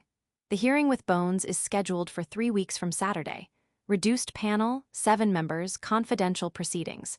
Remus is coming with me. I haven't told him why the hearing has suddenly been expedited. He thinks it's just the normal process moving forward. I'll tell him everything before we walk into that room. 3 weeks, Harry. 3 weeks and I might actually be a free man. I've been trying not to think about it because I've stopped trusting good news, but I keep thinking about it anyway. Also, if anyone asks, I have been very, very patient. I want that on the record. Harry read it twice, the way you read things that make your chest do something complicated, and then wrote back. It's on the record. See you on the other side of it. HPS start thinking about whether you want to come to Godric's Hollow. He sent it and went to Transfiguration, where McGonagall was covering human transfiguration theory, and Harry took notes and thought about sealed houses and hearings, and the particular quality of 3 weeks when you know what's in them. The shift started on Friday. Harry didn't plan it exactly. Or rather, he planned it in the abstract. He'd told Hermione days ago that the best protection for the proceedings was visibility, that public knowledge made things harder to bury, but the specific moment happened on its own, the way some moments do, arriving through the gap between intention and event. It was after breakfast. He was in the corridor outside the Great Hall with Ron and Hermione and Neville and Luna, all of them migrating toward their respective first classes, when Pansy Parkinson said, loudly enough to carry, Potter's been to Gringotts twice this month. My mother heard he's messing about with his family vault. Probably finally realized the savior isn't actually rich. The corridor did what corridors do with well-timed public comments. It paused. Not everyone, not dramatically, but enough people in earshot oriented toward the sound. Draco Malfoy, walking past in the opposite stream of students, did not react, which was itself a reaction. Harry stopped walking. He didn't do it to make a point. He stopped because he'd been moving toward the stairs and Pansy's voice came from behind him, and stopping was simply the natural physical consequence of deciding, in the space of 2 seconds, that this was the moment. Not because Pansy Parkinson deserved a speech, because 24 people in this corridor were paying attention, and this was the efficient use of attention. He turned around. I have been to Gringotts twice this month, he said, at normal conversational volume. The corridor wasn't silent, but it was close. I'm dealing with my family estate. It turns out there's more to it than I'd been told about. Pansy blinked. She'd expected either silence or defensiveness and got neither. More to it how? Someone said from the direction of a cluster of Ravenclaws. Harry looked at them, 4th years, curious, no agenda, just people who'd heard something and wanted to know what it meant. Normal, fine. My family owns property, Harry said simply. A lot of it. I didn't know that until recently. I'm sorting it out. He paused for half a second. Turns out when nobody tells you things, you end up not knowing them. Funny how that works. He turned back and kept walking. Behind him, the corridor resumed its usual motion, but the quality of it had changed. The hum was different, pitched slightly higher, the way a room gets when people are quietly exchanging questions rather than just moving through space. Hermione appeared at his left shoulder. That was, I know, Harry said. You didn't say anything incriminating. I know, but you said enough. I know, he glanced at her. It's going to move through the school today. By dinner, people will be asking each other what they know about the Potter estate. By the weekend, it'll reach people who actually know things. Malfoy, she said. Malfoy, he agreed. He'll write to his father tonight, and his father will want to know exactly what I know and how much I've said and whether it's already too late to do anything about it. Is it already too late? For some of it, yes, Harry said. Sharpfang's already filed. The formal legal process is already running. They can slow it down, but they can't stop it, not cleanly, not without making it worse for themselves. Ron, on his other side, so what did that corridor conversation actually do for you? Put it in play, Harry said. Made it a thing people are aware of, not the details, not yet, but the existence of it, the shape of it. He looked ahead at the staircase. You can't easily bury something that people already know exists. Ron nodded slowly. Chess, Harry agreed. By lunch it was, as predicted, moving.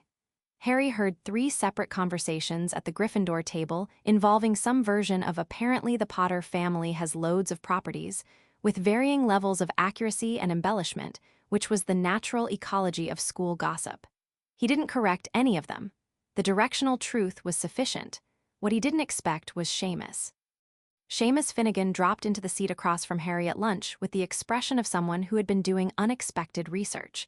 My mam's from a wizarding family, Seamus said, without preamble. She knows things about old wizarding families. I wrote to her this morning. He looked at Harry steadily. She says the Potters were one of the oldest families in Britain.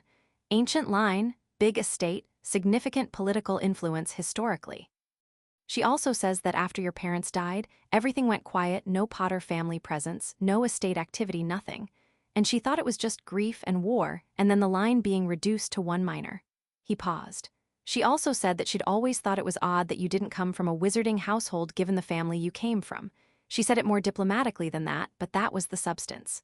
Your mam's a smart woman, Harry said. She is, Seamus said.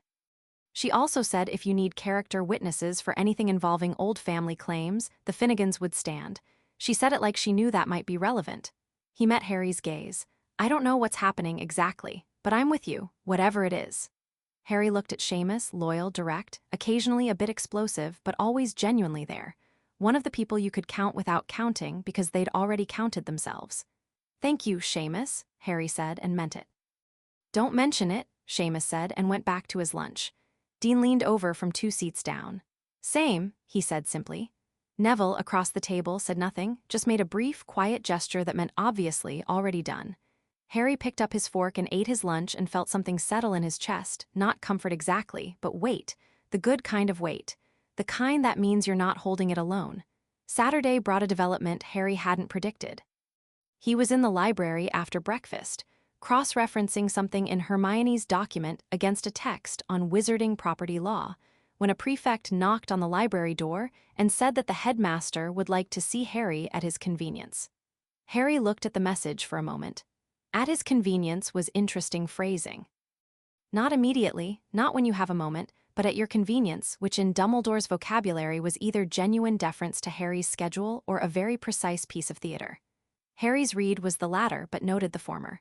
Tell him I'll be up after lunch, Harry said. The prefect blinked, probably expecting immediate compliance, which was what most people did when Dumbledore summoned them and relayed the message.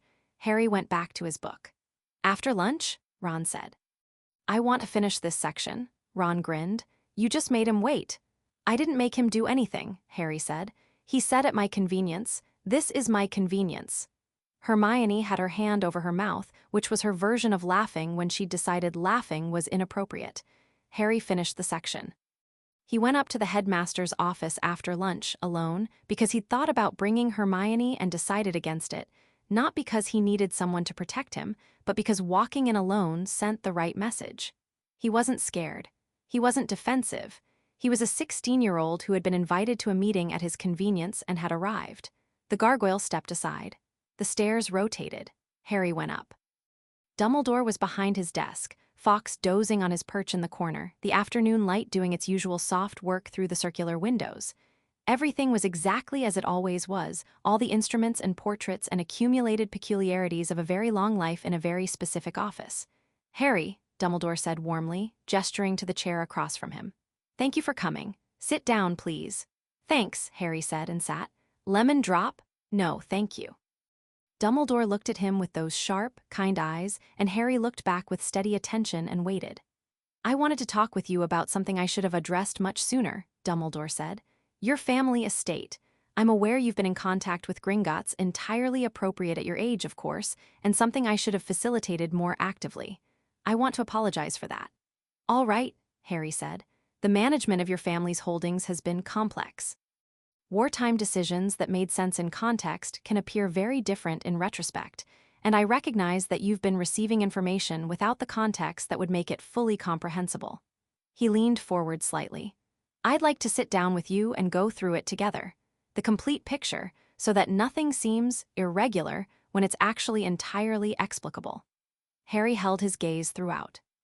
He noticed how it was built, wartime decisions, complex context, appear very different in retrospect. All of it calibrated to place the conversation in a frame where anything Harry had found could be resituated as a misunderstanding awaiting its explanation. I think that's a great idea, Harry said. I do want to understand the complete picture. He paused, exactly long enough. I've actually already started the process through Gringotts. Sharpfang has been very thorough. I've gone through the records quite carefully. The withdrawal logs, the rental agreements, the will documentation. Another pause.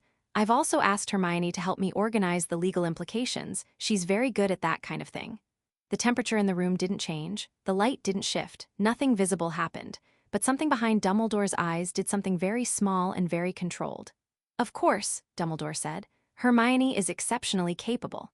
His voice was perfectly warm. I do think, though, that financial and legal documents without context can generate concerns that Sharpfang was very thorough with context, Harry said. He walked us through everything. I feel like I have a solid understanding of the picture. He smiled pleasantly. But I'd still love to talk with you about it. I think your perspective on the decision-making process would be really valuable. A pause. I'm glad to hear you've been thorough, Dumbledore said. When would suit you? I'm in the process of organizing a few things, Harry said. And there's the matter of Sirius's formal appeal hearing coming up. That's taking some attention.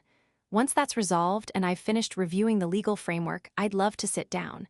I want to make sure I've got all my questions properly formed before we talk. You know how it is, you get in the room and forget things. Another pleasant smile. I'll come to you. Dumbledore looked at him. It was a longer look than the others. More genuine, perhaps, in its assessment. Less covered. Harry felt the weight of it and held it without shifting. Of course, Dumbledore said. My door is always open. I know, Harry said. Thank you. He stood because the meeting was over. He'd done what he came to do, which was establish that he knew what he knew, and that Dumbledore knew he knew it, and that he wasn't going to be quietly managed before the legal process ran its course. All of that without saying any of it. He was halfway to the door when Dumbledore said, Harry. He turned. I want you to know, Dumbledore said, and for a moment his voice was different, not performed, not calibrated, just older and heavier, and something in it that might have been the leading edge of something genuine. That everything I did because I believed it was necessary. Harry looked at him across the office, past the instruments and the portraits and the decades of accumulated authority.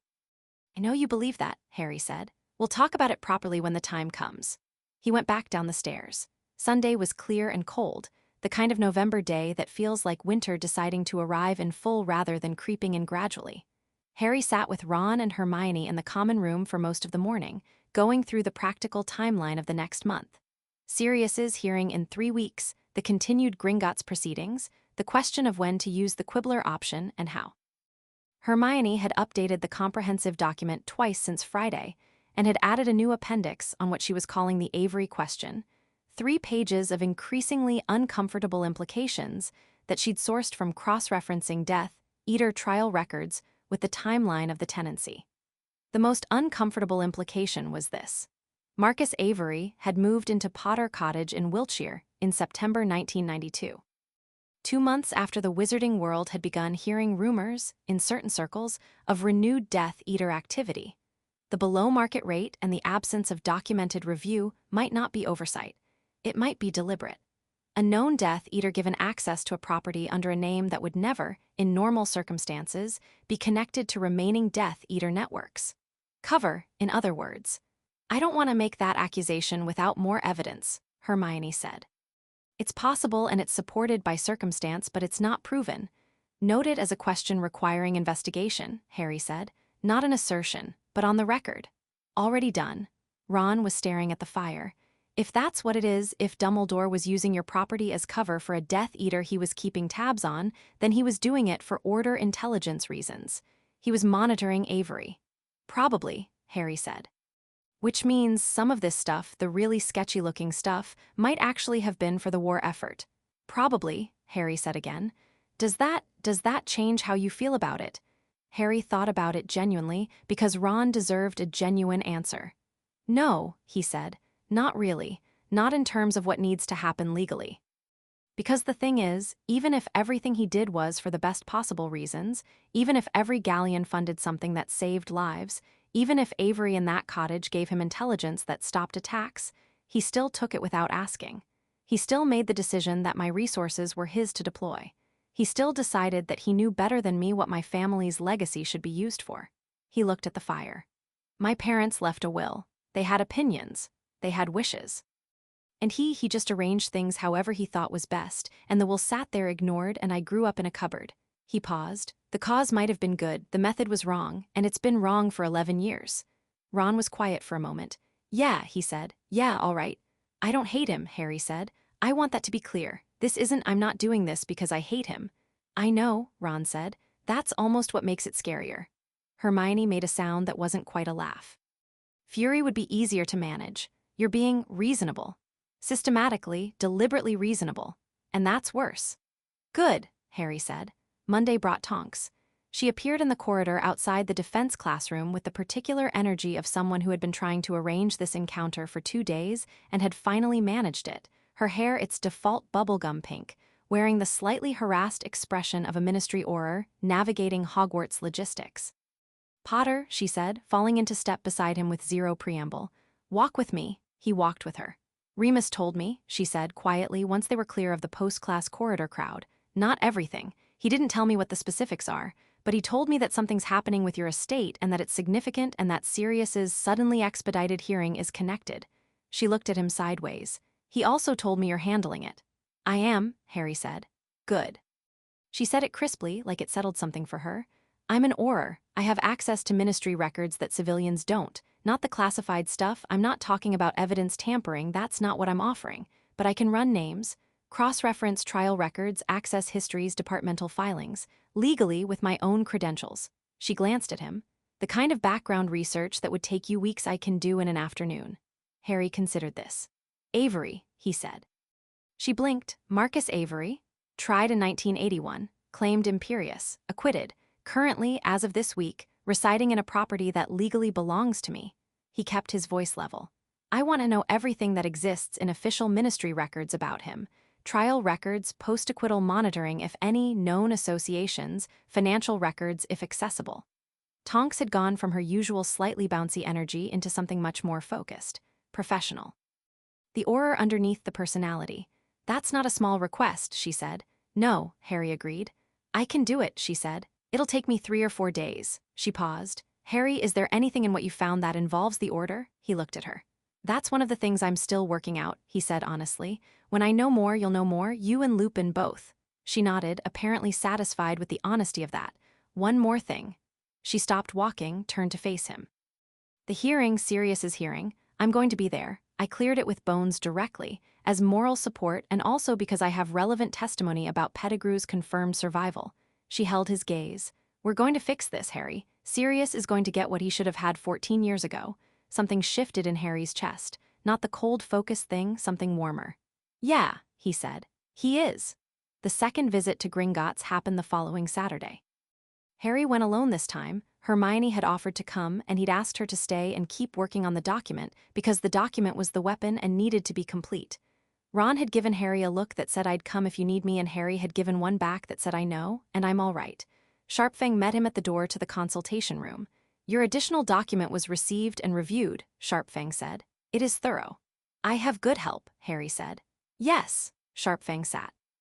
Several developments since our last meeting. First, the Ministry inquiry we received has escalated. A formal legal challenge was filed Thursday by the firm of Knott and Associates on behalf of an unnamed client, claiming that the recovery proceedings are procedurally premature given the ongoing guardianship arrangements.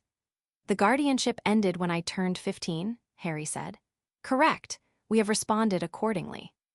The challenge will be dismissed, but it introduces a delay of approximately 2 weeks in the property reclamation process. He didn't sound particularly concerned about this. The firm of Knott and Associates has historically represented several individuals with Death Eater associations. The unnamed client is likely Avery. Avery knows, Harry said. Avery knows that a formal claim has been filed, Sharpfang said. He does not know the full scope. Yet. What about Potter Manor? The non-operational properties were not included in the formal rental arrangements and are therefore not subject to the same challenge. Potter Manor, Godric's Hollow, is available for immediate reclamation. The legal ownership transfer can be completed today if you wish. Harry was quiet for a moment. Yes, he said. Today. Sharpfang produced a single document, 3 pages. Harry read all 3 carefully before signing. He was in the habit now of reading everything before signing, and then signed in the space provided. Sharpfang countersigned, stamped it with the Gringotts seal, and set it aside with the practiced efficiency of someone completing a transaction that had been waiting 15 years to complete. The property is yours, Sharpfang said. The existing seals and enchantments on the manor were placed by your father and are keyed to Potter bloodline. They will recognize you. Harry sat with that for a moment, keyed to Potter bloodline. His father had sealed that house and had keyed it to his own blood, which meant, without knowing, without being able to know his son. I want to read the will, Harry said. The original today. Sharpfang retrieved it from the deep archive, a separate room, down a different corridor, with a different set of security protocols. The will itself was a single parchment, cream-colored and perfectly preserved, in his father's handwriting shifting to his mother's handwriting for the second half, as if they'd written it together, taking turns. Harry sat alone at the table and read it. It was not long. Wills rarely were, for people who'd written them young and in wartime and with the specific efficiency of people who know time might be short. But it was clear. Sirius Orion Black as primary magical guardian. Gringotts Bank as estate manager. Harry James Potter to be raised in the wizarding world, with knowledge of his family and his heritage. His mother's section added, with love around him, whatever else with love around him. Harry sat with the last line for a long time, then he folded the will carefully, the way you fold something irreplaceable, and handed it back to Sharpfang. I'll need a certified copy for the Wisengamot proceedings, he said. Of course, Sharpfang said. We anticipated that. On the way back through Gringotts, walking through the marble hall toward the exit, Harry passed a mirror set into the wall, an old one, ornate, probably decorative. He caught his own reflection, 16, messy-haired in his school robes, looking entirely ordinary by the standards of the people moving around him. He thought about his mother's handwriting, with love around him. He thought about Seamus saying, I'm with you. Ron saying, I'm not going anywhere. Hermione's hand on his arm at the table the first day. Neville's quiet gesture. Tonks's direct eyes and Lupin walking alongside him in the 5th-floor corridor. Luna in the courtyard with her shoes off. He thought about Sirius, who had spent 14 years in Azkaban for a crime he didn't commit, and who was 3 weeks from walking out of it. He pushed through the door of Gringotts into the gray November Diagon Alley morning and stood for a moment on the steps, breathing the cold air. He owned a house. It was waiting for him in Godric's Hollow, sealed by his father's hands, keyed to his blood, full of whatever his grandparents had left behind and his parents had meant to come back to. He was going to go there. Soon. He started walking toward the Flue Point, hands in his pockets, already composing the letter to Sirius in his head. The manor is mine. What do you say we visit it together? That evening, back at Hogwarts, he found the common room buzzing with something. Not about him, or not directly. The evening prophet had arrived, and someone had left it spread open on the common room table, and a small cluster of 5th and 6th years had gathered around it. Harry looked over shoulders to read the headline. Ministry, SOURCES hint AT major estate dispute involving notable wizarding family. The article was vague, deliberately, carefully vague, the kind of piece that someone had clearly been tipped off about but didn't yet have sources willing to go on record. Several sources indicate ongoing Gringotts proceedings related to a prominent wizarding family's historical property holdings. Questions have been raised about estate management practices dating to the First Voldemort War. The ministry declined to comment. It didn't name Harry. It didn't need to. In a school full of teenagers who'd had the words Potter estate in their conversational air for 4 days, The gap between notable wizarding family and the name Potter was a gap that precisely nobody was going to leave unfilled. The cluster of students reading the article were already looking at Harry. He looked back at them with calm, complete composure. "Anyone fancy a game of chess?" Ron said, from the armchair by the fire, in the tone of someone attempting to redirect the energy of a room. Several people took him up on it. Harry sat beside Hermione on the sofa and picked up a book and read it. In his pocket, a certified copy of his parents' will sat in a sealed Gringotts envelope, waiting to become evidence. Outside the common room windows, November was dark and cold and properly itself, and somewhere in Godric's Hollow a house sat sealed, recognizing no one yet, waiting for blood it had been designed to recognize. Tomorrow, Harry thought, or soon. He read his book. The fire crackled, the chess game started, everything else could wait one more night. Chapter 4. Property and Power. They went to Godric's Hollow on a Wednesday. Harry had arranged it with the kind of quiet efficiency that had become his default mode over the past 3 weeks. A Hogsmeade pass signed by Sirius, a flu connection from the Three Broomsticks to the Leaky Cauldron in London, and then a Muggle taxi from London because Godric's Hollow wasn't connected to the flu network and hadn't been since the war, when too many of its connections had been compromised. Sirius met them at the Leaky Cauldron, and he brought Lupin. Lupin knew everything now. Sirius had told him 2 days ago, not because the timeline demanded it, but because Sirius had apparently reached the limit of what he could hold without telling the one person he'd told everything to for 40 years. He'd written to Harry first to ask permission, which Harry had granted immediately, because Lupin knowing was never going to be a liability. Lupin's response, according to Sirius's follow-up letter, had been to sit very quietly for approximately 15 minutes and then say, "I had questions I never asked. I should have asked them." Which was, Harry thought, the most Lupin response possible. The taxi let them out at the edge of Godric's Hollow village in the gray mid-morning, and they walked through a place that Harry had visited once before, on a different December, under a different set of circumstances, before he understood the shape of what had happened here. The village was quiet on a Wednesday morning, ordinary in the way English villages were ordinary. The pub, the post office, the small church with its graveyard, the houses that had been standing long enough to settle comfortably into themselves. Sirius walked next to Harry and didn't say much, which was unusual enough that Harry kept an eye on him, not worried exactly, but attentive. Lupin walked on Harry's other side, and Hermione and Ron walked slightly behind, and nobody spoke much as they moved through the village toward the older part of it, where the lanes narrowed and the trees pressed closer to the stone walls. The cottage, what remained of it, was behind a low fence with a small memorial plaque. Harry glanced at it as they passed. His parents' names, dates, the familiar equation of a life reduced to stone. He kept walking. Potter Manor was 2 streets further, set back from a lane that had apparently once been more traveled and was now grass-edged and quiet, ending essentially nowhere.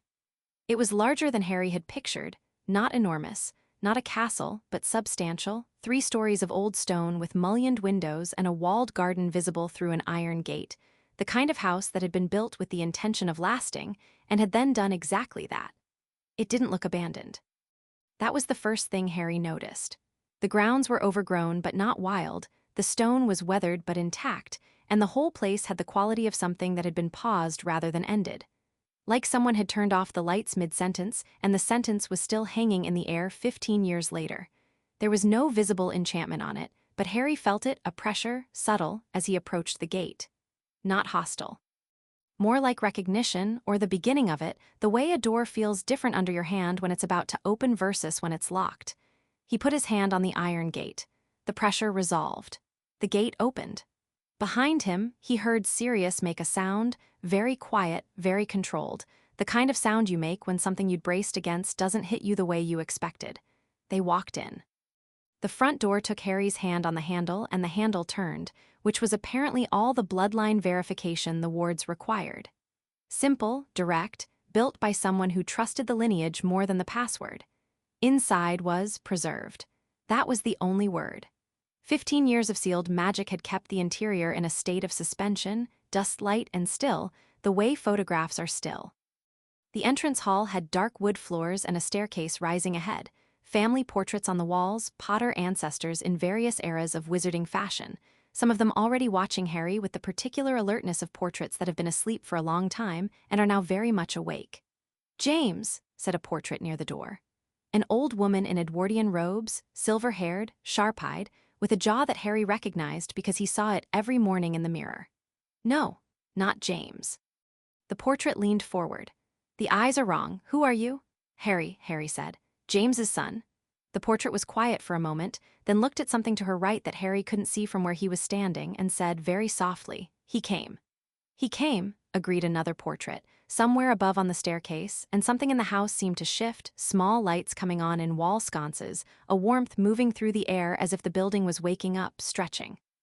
Sirius was standing just inside the door, and his face was doing something extraordinary, cycling through things too fast to name, and Lupin had his hand on Sirius's arm, not holding him up, just present. "Fleamont built this house in 1934, Sirius said, quietly, to nobody in particular. "He always said it was the most sensible investment he'd ever made. Your Gran Euphemia used to host. She hosted the most remarkable dinners here. Half the wizarding world came through this entrance hall at some point." He paused. "James grew up here. I practically grew up here. When things got bad with my family, this is where I came." Harry looked at the entrance hall, the portraits, the staircase, the dark wood and the waking light, and thought about Sirius at 15, 16, coming here when his own house felt impossible. "It's yours too," Harry said. "I want that to be clear." Sirius looked at him sharply. "I mean it," Harry said. "When you're cleared, when the hearing happens, this is your home as much as mine. That's what my parents will says, and it's what I want." Sirius didn't say anything for a moment. Then he said roughly, "Don't be kind to me right now, I'm barely keeping it together." "I know," Harry said. "I'm telling you anyway." Ron coughed, very quietly, in the way that was actually an attempt not to be emotional in public. Hermione appeared to be cataloging the entrance hall with deep professional focus, which was how she processed things that moved her. "Right," Harry said. "Let's look at what's here." It took most of the morning. The house had 7 main rooms on the ground floor, including a library that made Hermione go very still in the doorway before stepping in with the careful reverence of someone entering a cathedral. The library held floor-to-ceiling shelves of wizarding texts, many of them old enough that Hermione identified, too, that she'd only ever seen referenced in academic footnotes. Harry made a note to catalog it properly later and moved on. The upper floors held bedrooms, one clearly his grandparents', one that had been his father's and still had a faded Gryffindor banner on the wall, and a desk with a dried-up inkwell, and a stack of old Quidditch programs, and several guest rooms in various states of prepared stillness. His father's room was the one Harry spent the most time in. Not long. He didn't go through drawers or look at things with the consuming need he might have expected to feel. He stood in the middle of the room and looked at the banner and the desk and the window overlooking the walled garden and let the fact of it settle into him. His father had stood in this room, sat at that desk, looked out that window at that garden, been a boy in this house before he was anyone's father or anyone's legend. A person. An actual person who had lived in actual rooms. Harry stood there for a minute. Then he went back downstairs. It was Hermione who found it. She'd been in the library for 45 minutes while the others explored the rest of the house, and Harry had left her to it with the understanding that she would surface when she found something relevant or when her internal timer for non-productive exploration ran out, whichever came first. She appeared in the ground floor study looking the way she looked when something had landed unexpectedly hard. "Harry," she said, "come look at this." The library's archives section, a smaller room off the main shelves with a locked cabinet that had opened to Harry's presence, held the Potter family's private documents. Not financial records, those were Gringotts' domain, but correspondence, personal papers, legal filings, the accumulated paperwork of a family through generations. Hermione had found a folder in the second drawer of the cabinet, labeled in Euphemia Potter's handwriting, J for when you need it. She hadn't opened it. She'd brought it to Harry. He opened it. Inside were 3 documents. The first was a letter from Fleamont Potter to James, dated 1979, titled What We Built, a detailed accounting of the estate properties, their histories, their incomes, with a note at the bottom. "This is yours and your children's and their children's. Don't let anyone tell you it's less than it is." The second was a copy of an old deed, Potter Manor, 1934, Fleamont's signature, the original Gringotts registration. The third was a letter in James Potter's handwriting, dated October 1981, 1 week before he died. Harry went very still. He read it. It was addressed to Harry, which meant James had written it knowing he might not be there to deliver it, which meant he'd known how close things were and had written anyway, because that was the kind of person James Potter was. It wasn't long, 2 pages. It talked about the estate briefly, practically, this is what you have, this is where the records are, and then it turned into something else entirely, the way letters do when the person writing them stops performing practicality and just says what they mean. You're going to be extraordinary, Harry. Not because of prophecies or chosen anything, your mother and I stopped caring about that a long time ago. Because of who you already are. 7 months old and you look at things like you're deciding what to do about them. I don't know what's coming. I know we've tried to make sure you're protected. I know Sirius will be there if we can't be. I know Gringotts has the records. I know the house in Godric's Hollow is waiting. Whatever happens, everything we built is yours. Don't let anyone take it from you. Harry read the last line twice. Don't let anyone take it from you. He folded the letter. Put it in his inner robe pocket against his chest. He was not going to take it out again today. He was not going to read it again until he was somewhere quiet and alone. He looked up.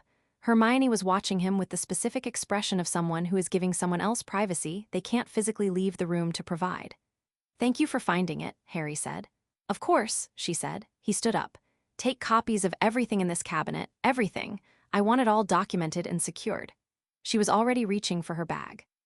They ate lunch in the kitchen, which had a large fireplace and a scrubbed wooden table and still had food, preserved by the household charms, still edible in the way that only magic makes possible, and Sirius cooked, or attempted to cook, which was an experience. He was enthusiastic and not particularly skilled, and Lupin quietly corrected 2 things that would otherwise have gone wrong, and Ron ate everything offered to him, including things that were experimental, and Hermione organized the documents she'd copied into a new folder, and Harry watched all of it and felt the house settle around them like something recognizing its own use. This was what it was for. This table. This kitchen. People in it. Tell me about Avery, Sirius said, at some point between the first and second attempts at whatever he was making. Harry told him about the Wiltshire cottage, the below-market rate, Tonks's ongoing Ministry Records investigation. Sirius's hands went still on the counter. He's been in a Potter property for 3 years, he said. Avery. Yes. Dumbledore put him there. The rental agreement has Dumbledore's signature, Harry said carefully. The reasons aren't fully established. I can establish them, Sirius said with a particular flatness. Sirius. I know, a breath, I know your way, the documented way. He picked up what he was holding and went back to it. But when this is over, Harry, when the legal thing is done, I want 5 minutes with Avery. When this is over, Harry said, Avery will be vacating a property he has no legal right to be in. What happens to him after that is a matter of law, not us. Sirius looked at him over his shoulder. Your mother, he said again. I'll take it, Harry said again. Lupin made a sound that was definitively a laugh this time, and even Sirius's jaw unclenched slightly. They left in the early afternoon, but Harry stayed behind for 10 more minutes while the others went to wait at the lane. He stood in the entrance hall alone. The portraits were watching him, his family, generations of them, faces he shared cheekbones or eyes or the particular set of the jaw with, all of them awake now and paying attention. I'm going to be coming back, he told them. It felt less strange than it probably should have, talking to portraits. He'd grown up in Hogwarts, talking portraits were simply normal. I'm dealing with some things first, but I'll be back. The old portrait by the door, the woman who'd recognized his jaw, said, Your grandfather would have liked you. Yeah, Harry said. He liked people who knew what they were doing, she said. He didn't have much patience for people who didn't. A pause. You know what you're doing? I'm working on it, Harry said. That's the same thing, she said firmly, in anyone worth anything. Harry smiled, a real one, the kind he didn't always have easy access to lately. What's your name? Miriam Potter, she said. Your great-great-grandmother. I ran the estate for 12 years after my husband died. I know a thing or two about property disputes. She settled back in her frame with the satisfaction of someone filing that information for future reference. Back soon, there are things I can tell you. I will, Harry said. I promise. He walked out into the November afternoon. Tonks's Ministry Records arrived Friday morning, delivered by her personal owl, a short, somewhat aggressive bird called Ratchet who dropped the sealed envelope on Harry's breakfast plate with the air of someone completing a highly important mission and requiring acknowledgement. Harry fed Ratchet some toast, which seemed to satisfy him, and opened the envelope. It was thorough. Tonks had the skills of a trained investigator, and she'd applied them without restraint, which meant the document was detailed, precise, and structured in a way that made it instantly usable as evidence. Marcus Avery. The ministry records painted a picture in layers. Trial, 1981. Death Eater activities, Imperious Curse claimed, acquitted. 6 ministry witnesses testified to his cooperation in the period immediately following Voldemort's fall, which was interesting. 6 witnesses meant Avery had provided information, which meant someone had wanted him acquitted. Post-acquittal monitoring.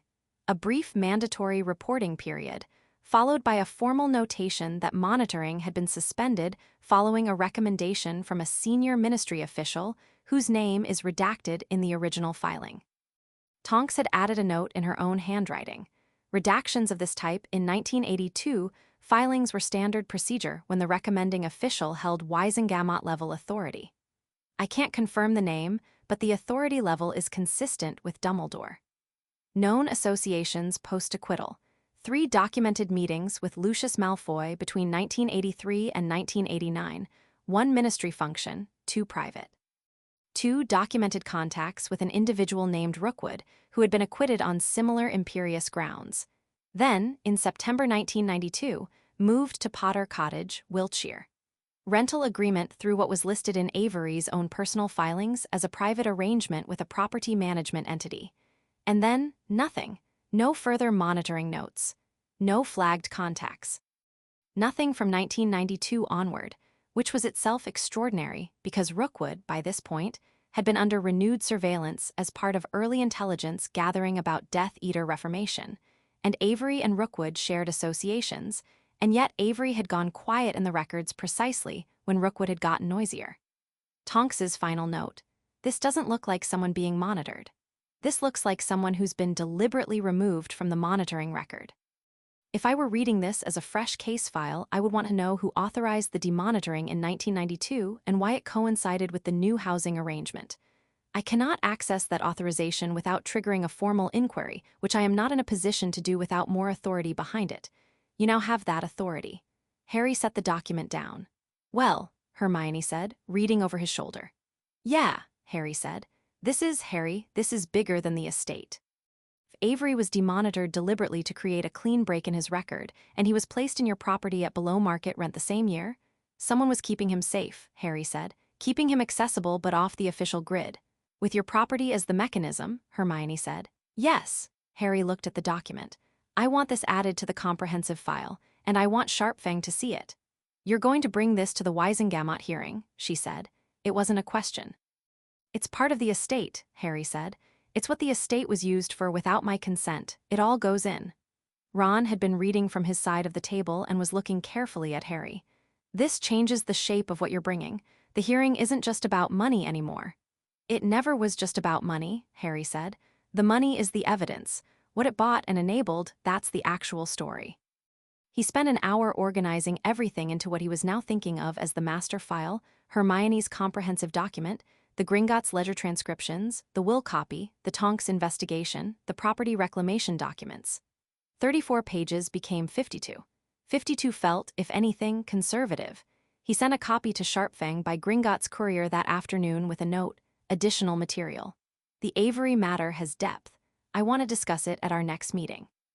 I'm also requesting a formal review of the Wiltshire property rental agreement as an unauthorized use, not just unauthorized financial management, but unauthorized facilitation of an individual with documented Death Eater associations. The reply came back the next day. One line. This is precisely the precedent we have been waiting for. Come Monday. Monday at Gringotts was the longest meeting yet. Sharpfang brought 2 colleagues, another senior accounts manager named Steelclasp, who handled legal proceedings specifically, and a third goblin named Ironvault who, Sharpfang explained without elaboration, had expertise in what he called asset misuse claims. The distinction between asset misuse and simple unauthorized management, Steelclasp explained, was significant in Goblin law.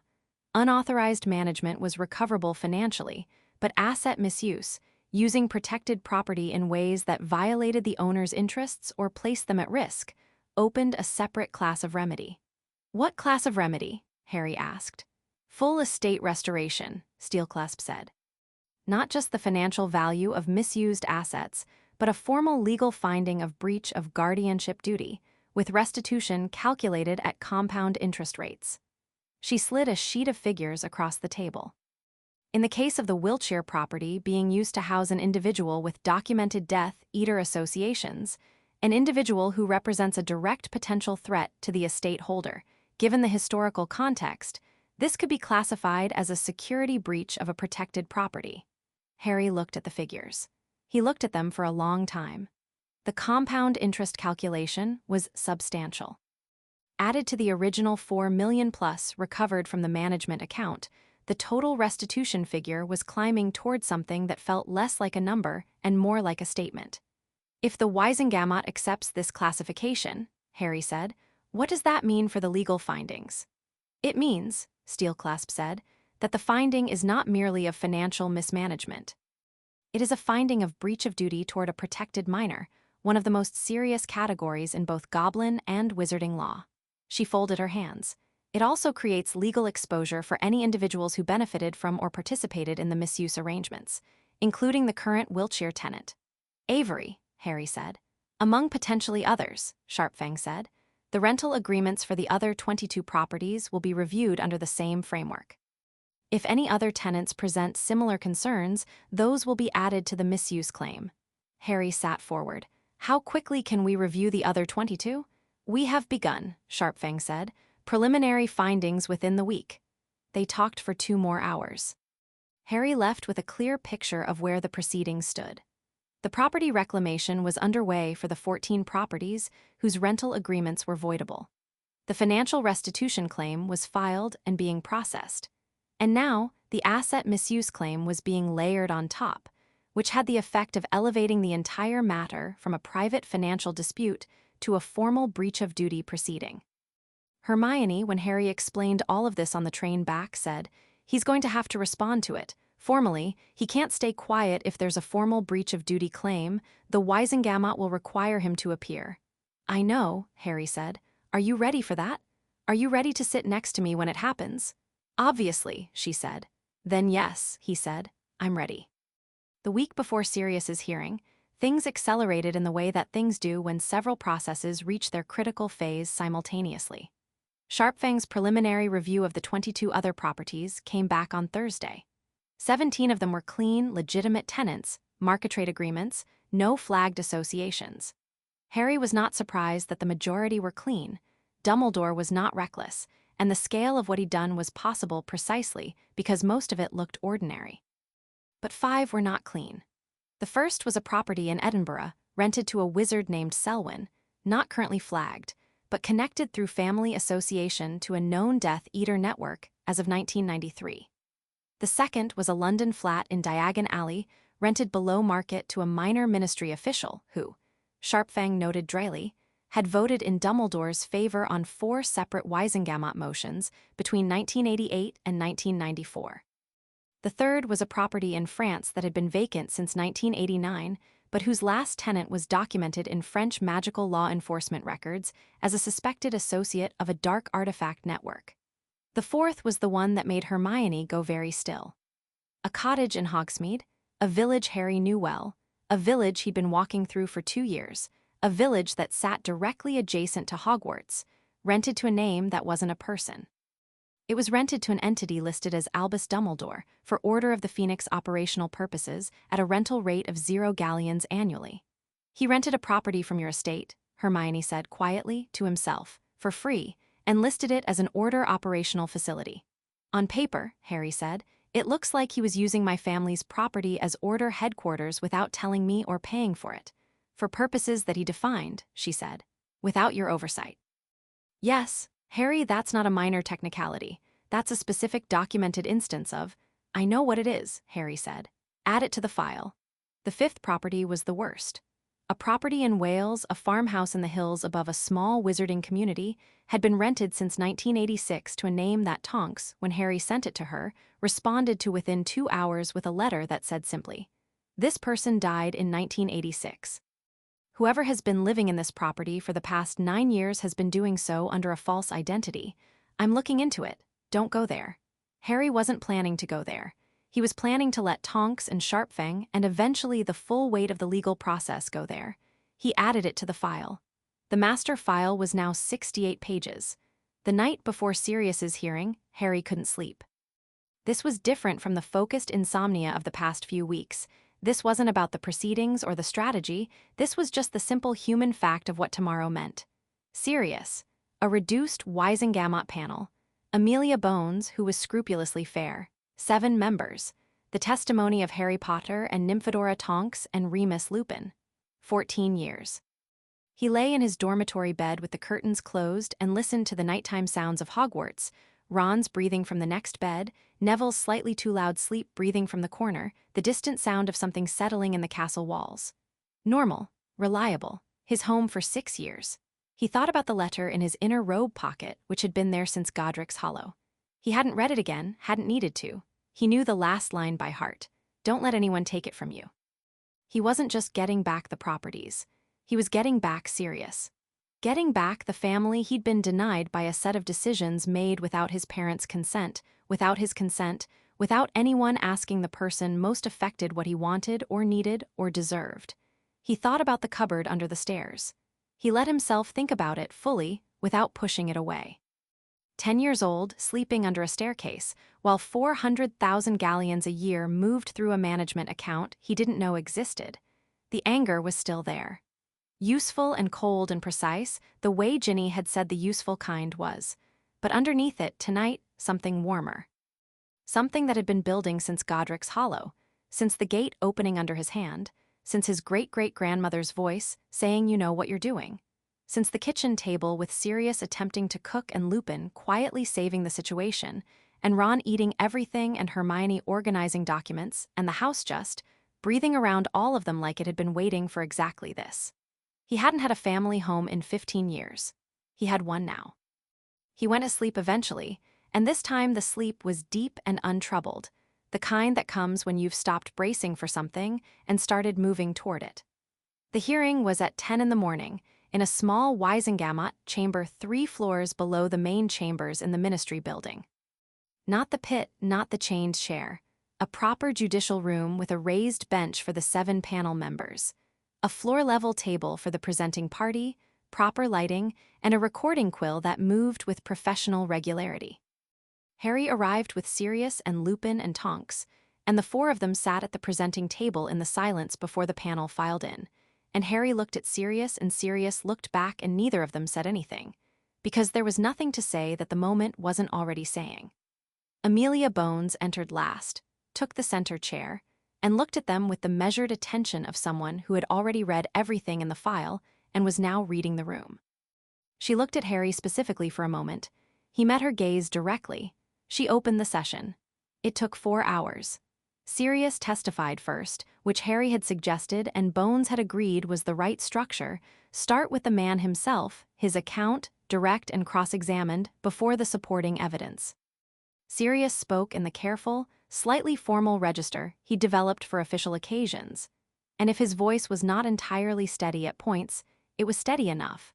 And the things he said were documented and consistent and cross-referenced at every turn by Tonks's ministry records, which she presented in her second hour of testimony with the precise efficiency of a trained orar presenting evidence. Lupin testified about the events of their 3rd year at Hogwarts, Pettigrew's confirmed survival, the animagus transformation, the confrontation in the Shrieking Shack, and was cross-examined politely and thoroughly and held every point without difficulty. Harry testified last. He sat at the table with Bones looking at him from the center of the panel, and he answered the questions cleanly, without embellishment, with dates and details that matched the documented record exactly because he'd spent 3 weeks learning them. He described Pettigrew. He described the events of the Shrieking Shack. He described the graveyard, because it was asked, and his voice was flat and factual the way it had learned to be when discussing that particular night. One panel member, an older wizard, Wisengamot robes, face unfamiliar, leaned forward at one point and said, "Mr. Potter, given that Mr. Black is your godfather, and therefore someone you have a personal interest in seeing freed, how do you respond to the suggestion that your testimony might be?" "The testimony is documented," Harry said, before the man could finish. "Peter Pettigrew is alive. Hogwarts records show his presence that night. The testimony of 3 additional witnesses who have no personal relationship to Sirius Black corroborates the events. My relationship to Mr. Black doesn't change the facts, and the facts don't require my personal stake to be true. The man leaned back. Bones allowed herself the smallest possible professional non-expression. At the 4-hour mark, she called a 10-minute recess, and the panel conferred, and Harry sat at the table and didn't fidget and didn't speak and breathe steadily, and Sirius sat beside him equally still, and the silence was the most loaded silence Harry had sat in since the Department of Mysteries. The panel returned. Bones spoke for 3 minutes. Clear, precise, formal legal language that Harry followed exactly. The summary was this.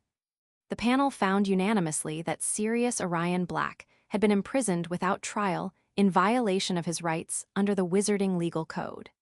That the evidence for his direct involvement in the deaths attributed to him was insufficient and contradicted by verified testimony.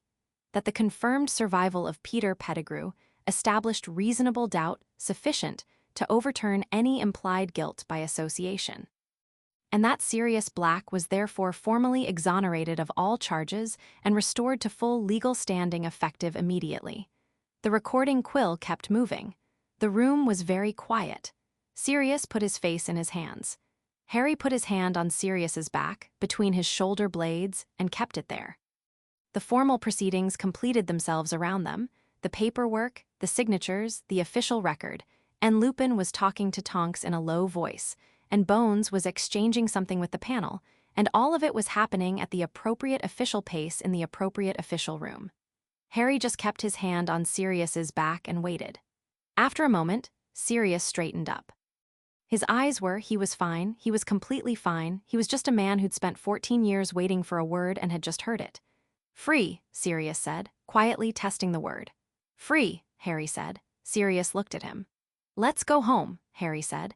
They didn't go straight back to Hogwarts.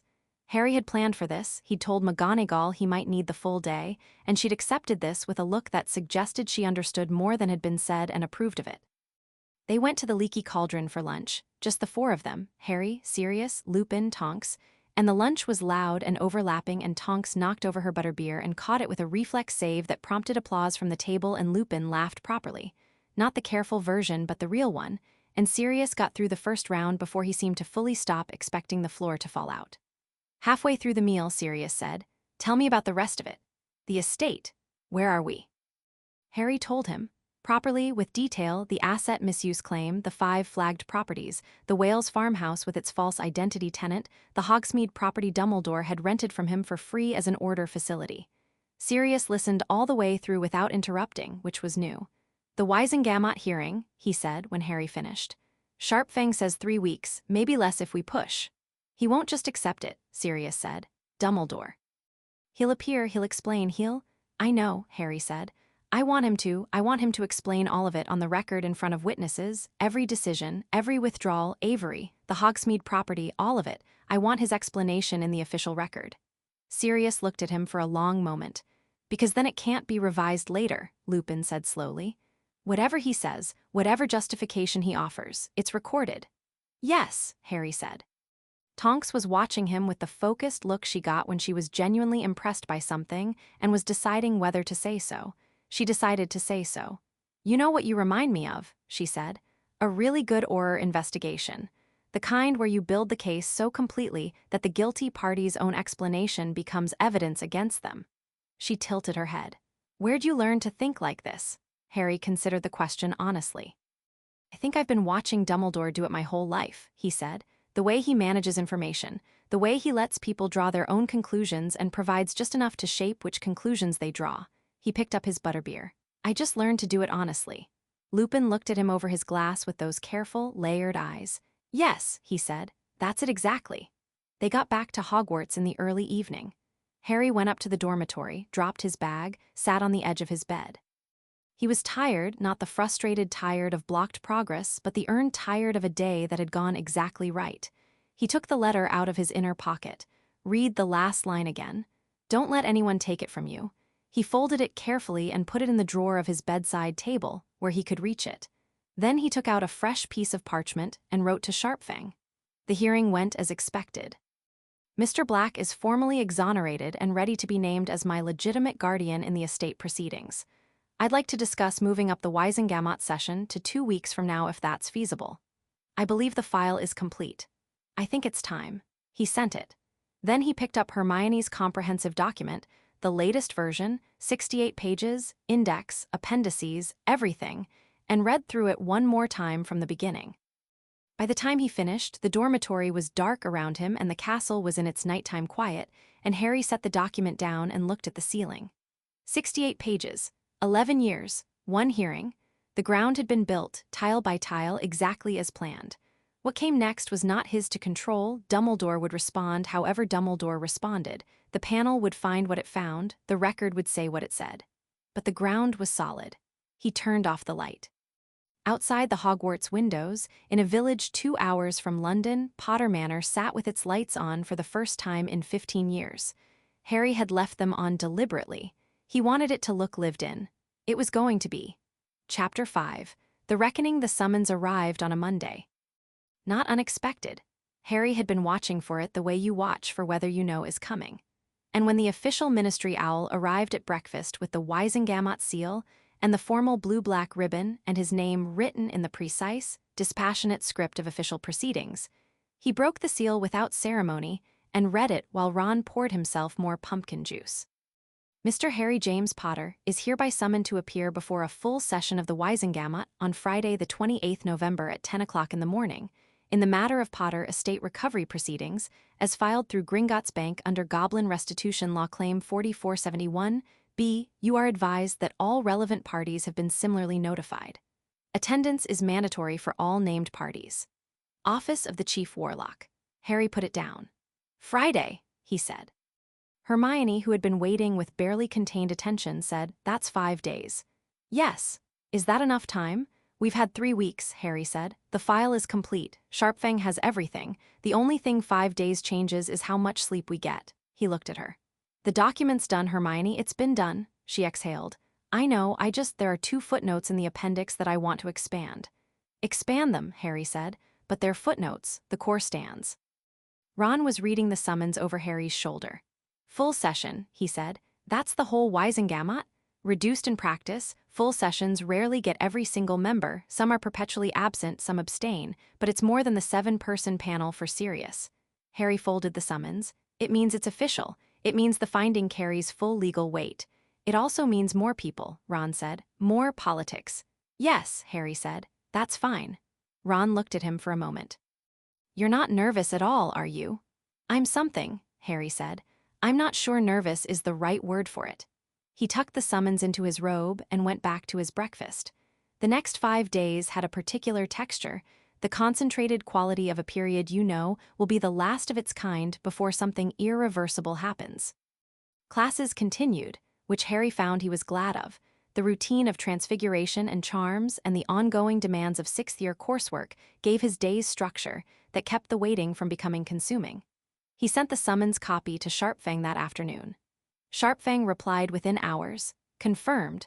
Gringotts' legal representation will attend. The complete evidentiary file has been formally lodged with the Wisengamot Records Office as of this morning. All parties named in the proceedings have received official notification. A brief pause in the correspondence, and then a second message that arrived 30 minutes after the first. Mr. Potter, Dumbledore's legal representative, has formally requested a delay of 4 weeks, citing the need for additional time to prepare a response. The Chief Warlock denied the request. I thought you would want to know. Harry read that twice. He wanted more time. He hadn't expected that, or rather, he'd expected Dumbledore to face this head-on, to walk in with the full authority of who he was and explain everything with that particular absolute confidence that had always made explanation feel like resolution. The request for delay was different. It was the move of someone who had looked at what was coming and wanted more distance from it. Harry wrote back, Thank you. No response needed from my end. The hearing is Friday. He put it out of his mind and went to Charms. Tuesday brought Lupin again. He appeared in the corridor outside the library, which was becoming, Harry thought, his preferred location for significant conversations, something about the library corridor, perhaps, that suited Lupin's particular mode of approaching difficult things. I received my summons this morning, Lupin said, walking beside Harry. I've been listed as a witness. You're on the file as providing testimony about the guardianship situation, Harry said. Your knowledge of the will terms, your understanding of what was supposed to happen with the estate. Lupin nodded slowly. Sirius is listed as a witness too.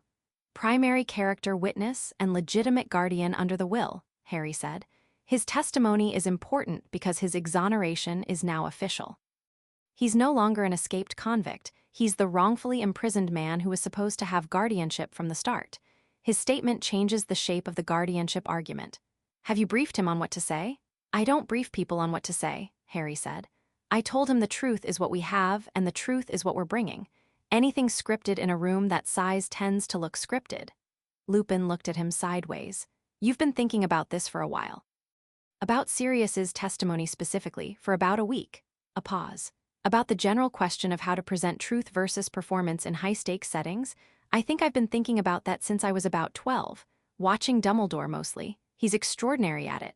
Everything he says sounds like truth and sounds like wisdom simultaneously, and it took me a long time to understand those aren't the same thing. Lupin was quiet for a moment. He does believe it, Harry. I want you to understand that before you're in the same room as him on Friday, he genuinely believes that what he did was right. That's not performance. I know, Harry said. That's the part that actually matters. What do you mean? I mean, if he was cynical, if he knew it was wrong and did it anyway for personal gain, that's comprehensible. Simple, even, but he believes in it. Harry stopped walking. He's been making decisions about other people's lives, using other people's resources, shaping other people's futures for decades, and he's always believed it was right. That belief is the actual problem, because it means he'll never stop unless someone stops him.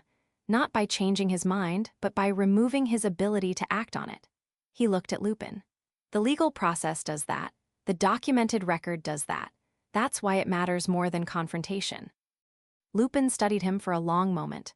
Your mother used to say, he said quietly, that the most dangerous kind of certainty was the kind that had never been examined. She meant it about dark wizards mostly, but she was thinking broadly. He paused. I think she'd find this. I think she'd be very proud of you. And I think she'd also be absolutely furious on your behalf, which she would express by dismantling the legal framework of the situation with extreme precision. Sounds about right, Harry said. Yes, Lupin said. It does.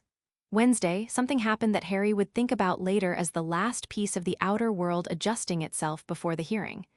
Draco Malfoy stopped him in the corridor outside Potions. Not aggressively, that was the first strange thing. No entourage, no opening performance of contempt. Just Malfoy, stepping slightly sideways to cut across Harry's path with the expression of someone who has decided to do something they've been arguing with themselves about for a while. Potter, he said. Harry stopped. Malfoy. A beat of silence that was longer and less hostile than their silences usually were. Avery, Malfoy said. Marcus Avery. Harry waited. Malfoy's jaw was tight. He was doing the thing that people from families like his did when they were about to say something that cost them, which was making themselves very still and controlled as if stillness could absorb the price. He's been talking to my father about your estate proceedings. My father's been, I've heard things. He stopped, started again. I'm not here to warn you. I'm not going to pretend we're friends. But there are things Avery has done that my father knows about and that I know about by proximity, and if those things come out in a Wisengamot hearing, he stopped again. They're going to come out, Harry said levelly. Malfoy's expression didn't change, but something in his eyes shifted. I know. Is there something you want to tell me? Harry asked. No, Malfoy said, and then, after a pause that negated the denial, the property in Wales, the false identity tenant, I know who that is. His voice was very even. I've known for 2 years. My father knows. A number of people know and they've been protected by certain arrangements. Harry looked at him steadily. If you know something material to this proceeding, Malfoy, you should submit a written statement to the Wisengamot Records office before Friday. Through a solicitor, properly filed. That protects you legally. Malfoy looked at him as if Harry had said something unexpected. That protects me, he said. If you voluntarily disclose information before the hearing rather than having it extracted during the proceedings, you're a witness rather than a party, Harry said. There's a difference. Another long silence. You're actually telling me how to protect myself, Malfoy said. Not warmly, with a kind of baffled assessment, the look of someone recalibrating. I'm not interested in burning everyone who ever came near this situation, Harry said. I'm interested in the truth on the record. If you have part of that truth, your choice is whether to put it there yourself or have someone else put it there. He held Malfoy's gaze. But you need to decide by Thursday.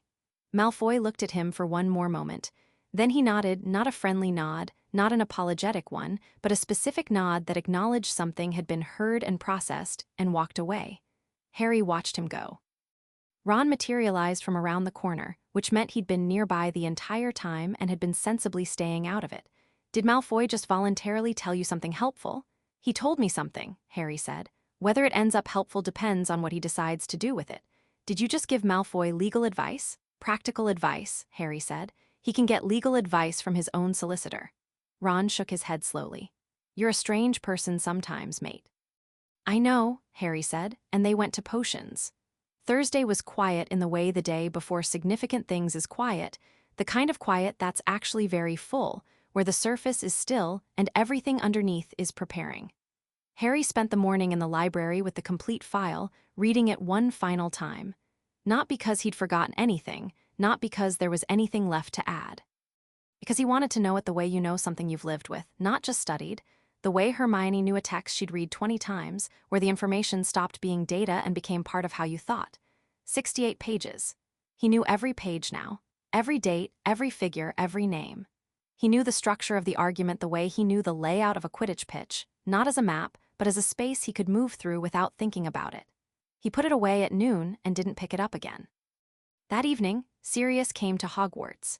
He arrived through the flue in Dumbledore's office, which was ironic in the specific way that things are ironic when they're also necessary, and McGonagall brought him to a meeting room off the Great Hall that she'd made available without being asked, because McGonagall was like that when she understood something mattered without needing to be told what it was.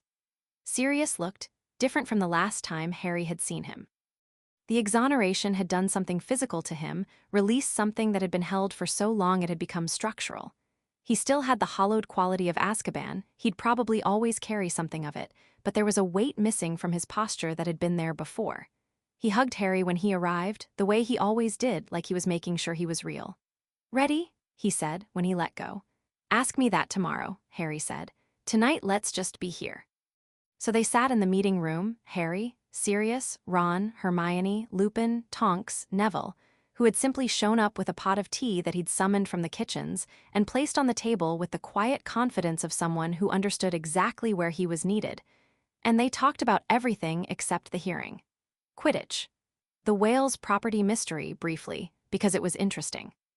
The portraits in Potter Manor, because Sirius wanted to know which ones were awake and Harry told him about Miriam, and Sirius laughed properly for the first time in a while. She ran the estate for 12 years, Harry said. She told me she knows about property disputes. She absolutely does, Sirius said. Fleamont told me stories about her. She apparently single-handedly outnegotiated the ministry twice in succession over some land grab in the 1890s. He shook his head. You've got good ancestors, Harry. I know, Harry said.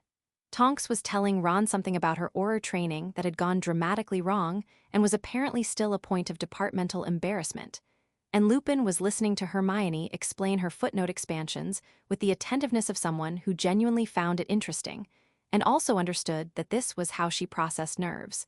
And Neville poured everyone more tea, and Hermione absent-mindedly took 3 cups before she noticed. It was good. It was the ordinary warmth of people who mattered to each other, uncomplicated for one evening by the specific weight of what was coming. Harry sat in the middle of it and breathed, with love around him, his mother's handwriting in a will she'd written expecting she might not be there to see it honored. Here it was, right here, Friday morning. The ministry was different on a day when the full Wisengamot was in session, more populated, more deliberately arranged. The kind of organized purposefulness that large legal institutions develop when something they do is actually significant rather than administrative. The corridors on the Wisengamot levels were fuller. The witches and wizards moving through them wearing the formal robes of active members rather than ministry administrative dress.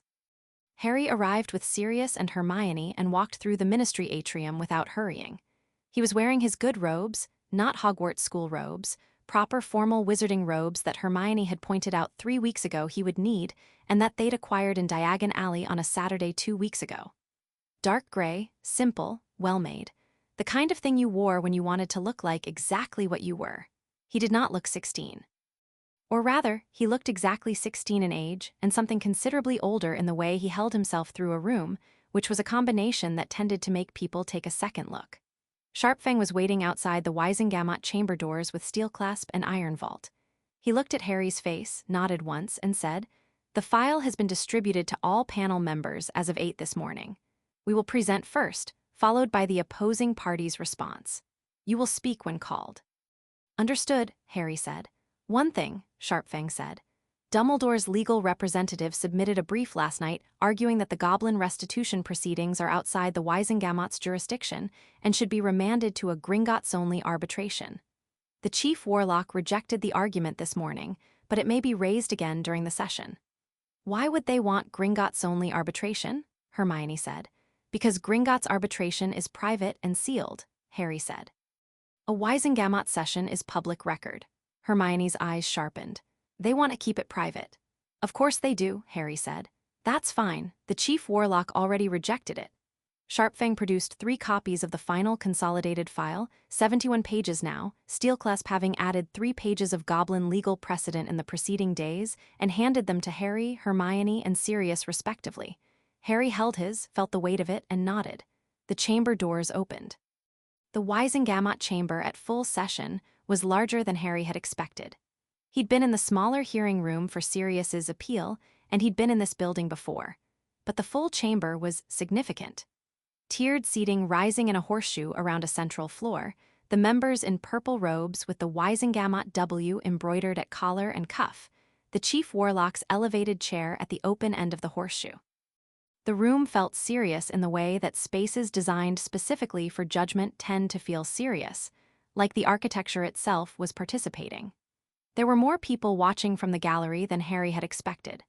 Not the press.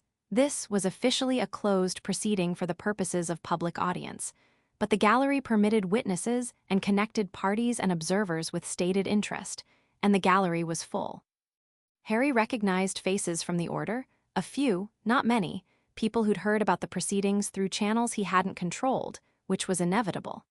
He recognized Neville in the upper tier, sitting next to a formidable silver-haired woman who had to be Augusta Longbottom.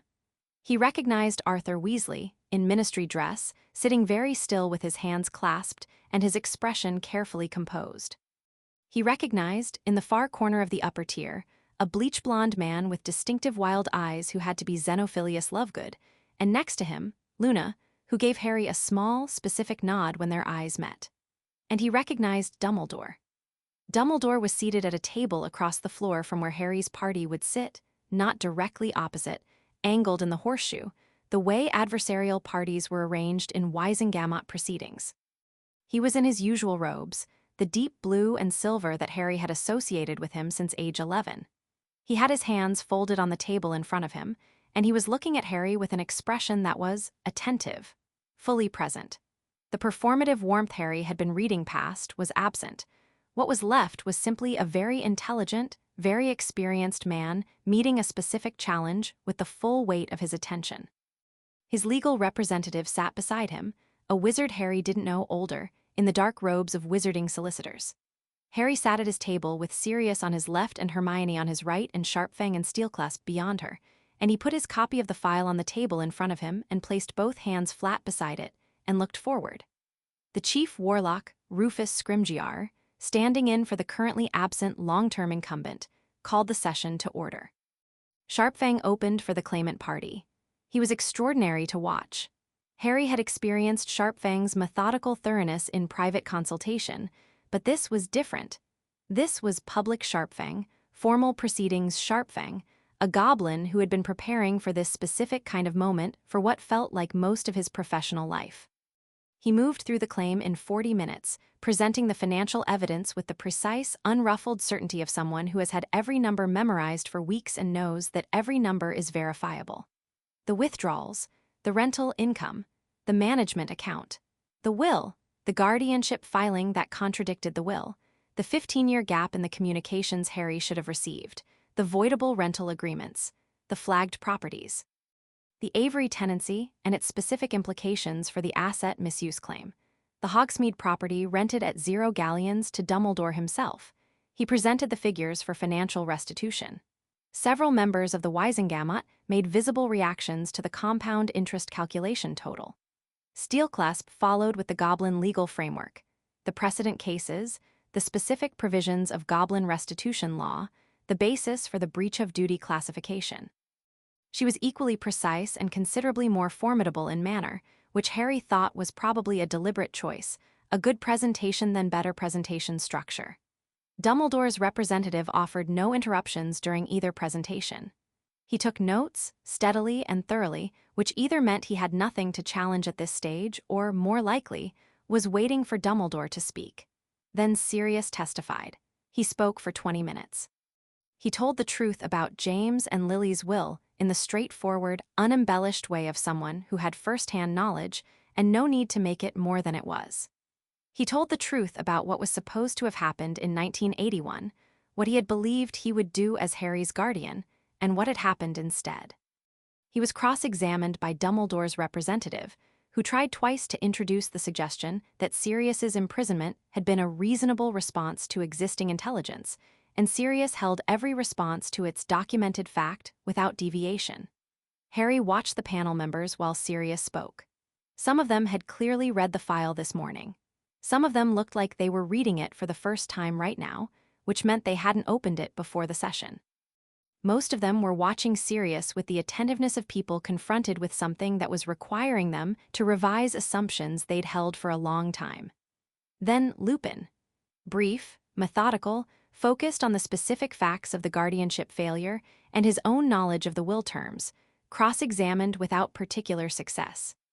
Then Tonks, who presented her ministry records investigation with the organized efficiency that earned a visible reaction from 3 panel members, one of whom leaned over to another and said something in a low voice.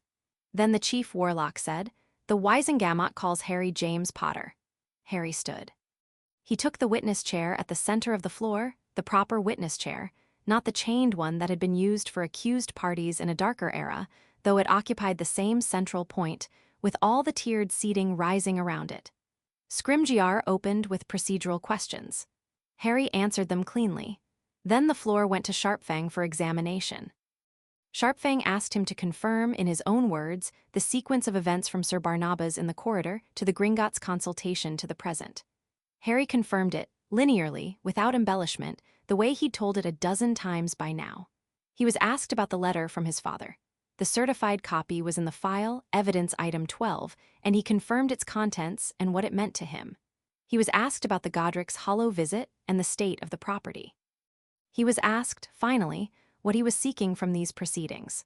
Restitution of the financial value of the estate as calculated by Gringotts under the restitution claim, Harry said. Return of all properties to active ownership and management under my authority. A formal legal finding of breach of guardianship duty entered in the public record. And formal review of the Avery tenancy and the Wales property under the asset misuse classification, with whatever legal consequences that review determines are appropriate. Not punitive action against the respondent personally, Sharpfang asked, with the air of someone confirming a position they'd already discussed. That's not my claim to make, Harry said. I'm asking for what's mine. What happens to people who misused it is a matter for the law to determine, not for me to specify. Sharpfang nodded once, satisfied, and stepped back. Dumbledore's representative stood for cross-examination. He was skilled, Harry had expected skill, had prepared for it, and what he found was a competent, experienced solicitor who knew how to reframe and redirect. He asked Harry whether he understood the wartime context in which the estate decisions had been made. Harry said he understood it, and it didn't change the legal fact of the unauthorized management. He asked whether Harry acknowledged that Dumbledore had served as his magical guardian in good faith. Harry said he couldn't speak to Dumbledore's intentions, but he could speak to the documented actions. He tried 3 times to get Harry to qualify or soften or admit to uncertainty about the core claims. Harry didn't qualify. Harry didn't soften. He answered every question with the same even, precise certainty, because the file was 68 pages long and everything in it was documented, and he had read every page a dozen times. Eventually, Dumbledore's representative sat down. Scrimgeour said, "The respondent may now address the Wisengamot." Dumbledore stood. He was, Harry thought, the best speaker he had ever heard. Not the most theatrical, not Umbridge's theatrical, not the self-conscious oratory of someone performing authority. Dumbledore's speaking was the rarest kind. It sounded like thinking, like you were watching a brilliant mind work through something in real time and inviting you to follow. He had the ability to make everyone in the room feel like they were being personally addressed, personally considered, their specific concerns anticipated and met. He began by acknowledging what the file showed. Not defensively, not dismissively. He acknowledged it as a factual record, which it was, and he acknowledged that it was incomplete without context, which was the move. He explained the context. He described 1981 with the precision of a man who had lived it fully, the chaos after Voldemort's fall, the complete absence of reliable institutional infrastructure for child protection, the wizarding world's orphan systems and provisional authorities. He described what had faced him. A 15-month-old boy, a disputed guardianship situation given Sirius's imprisonment, a Gringotts bureaucracy that had historically required years to process formal guardianship challenges. He described the decisions he'd made as emergency measures, provisional arrangements designed to stabilize a rapidly deteriorating situation. He acknowledged the rental income. He acknowledged the management account. He explained where the money had gone. He was direct about it. That surprised Harry slightly, the directness. He named the order. He named specific operations. He named costs that had no other source, infrastructure maintained when the ministry was compromised, intelligence networks that had required funding. He said clearly that he had used Harry's estate funds to support the resistance against Voldemort because there was no other source of sufficient scale, because the stakes were the entire wizarding world, because he had believed, genuinely, completely, that this was the necessary use of the most significant private resources available. He said it without apology, not because he was callous, but because he believed it was true. He was explaining, not excusing. The Wizengamot chamber was very quiet. Harry watched the panel members. Several of them were nodding, slightly, in the unconscious way people nod when something they're hearing is making a convincing kind of sense. This was Dumbledore's power in action, not manipulation, not dishonesty, but the extraordinary persuasiveness of total conviction. Dumbledore said, "I made decisions under conditions of extreme urgency for stakes I believed, and still believe, justified those decisions. I failed to communicate those decisions to Harry as he came of age, and for that failure I accept full responsibility. But I would ask this body to consider whether the decisions themselves were wrong, or whether they were simply difficult, made by an imperfect person in impossible circumstances, for reasons that history has not disproven." He sat down. The chamber remained quiet for a moment. Then Scrimgeour said, "The claimant party may offer a response." Harry stood up again. He didn't need notes. He didn't need to look at the file. He stood at the center of the chamber and looked at the panel, and then, for just a moment, he looked at Dumbledore. Dumbledore was looking back, and in that look, Harry saw it what Lupin had meant about genuine belief. It was real. The certainty was real. The sense of justified necessity was absolutely, completely real. Dumbledore looked back at Harry across the chamber with the expression of a man who had made hard choices and stood by them and believed, even now, that standing by them was the right thing. Harry looked at him for one long second. Then he looked at the panel and spoke. "He just told you," Harry said, "exactly what this case has always been about." He didn't raise his voice. He didn't perform. He took my money, my properties, my family's resources, and he used them for purposes he decided were important, without asking me, without telling me, without giving me any choice in the matter. And he's just explained to you why he believed that was right. A pause. I want you to sit with that for a moment, not the reasons, the structure of it. He took, he decided, he believed, he didn't ask. He moved slightly, not pacing, just shifting weight, the way you do when you're speaking and you want the room to know you're thinking as you talk. My parents left a will. It says what they wanted. It says who they trusted. It doesn't say Albus Dumbledore, not anywhere. He let that land. My mother wrote in that will, and you have the certified copy and evidence item 12 that she wanted her son raised with love around him. Those are her exact words, with love around him. He paused. I grew up in a cupboard under a staircase. The chamber was completely silent. I'm not asking you to find him monstrous, Harry said. I'm not asking you to conclude that he acted without love for the wizarding world, because I don't believe he did. I think he loves the wizarding world very much. I think he believed completely and sincerely that what he was doing was right. He looked at the panel steadily. I'm asking you to find that none of that matters in law. That the sincerity of the belief doesn't confer the right to act on it with someone else's estate.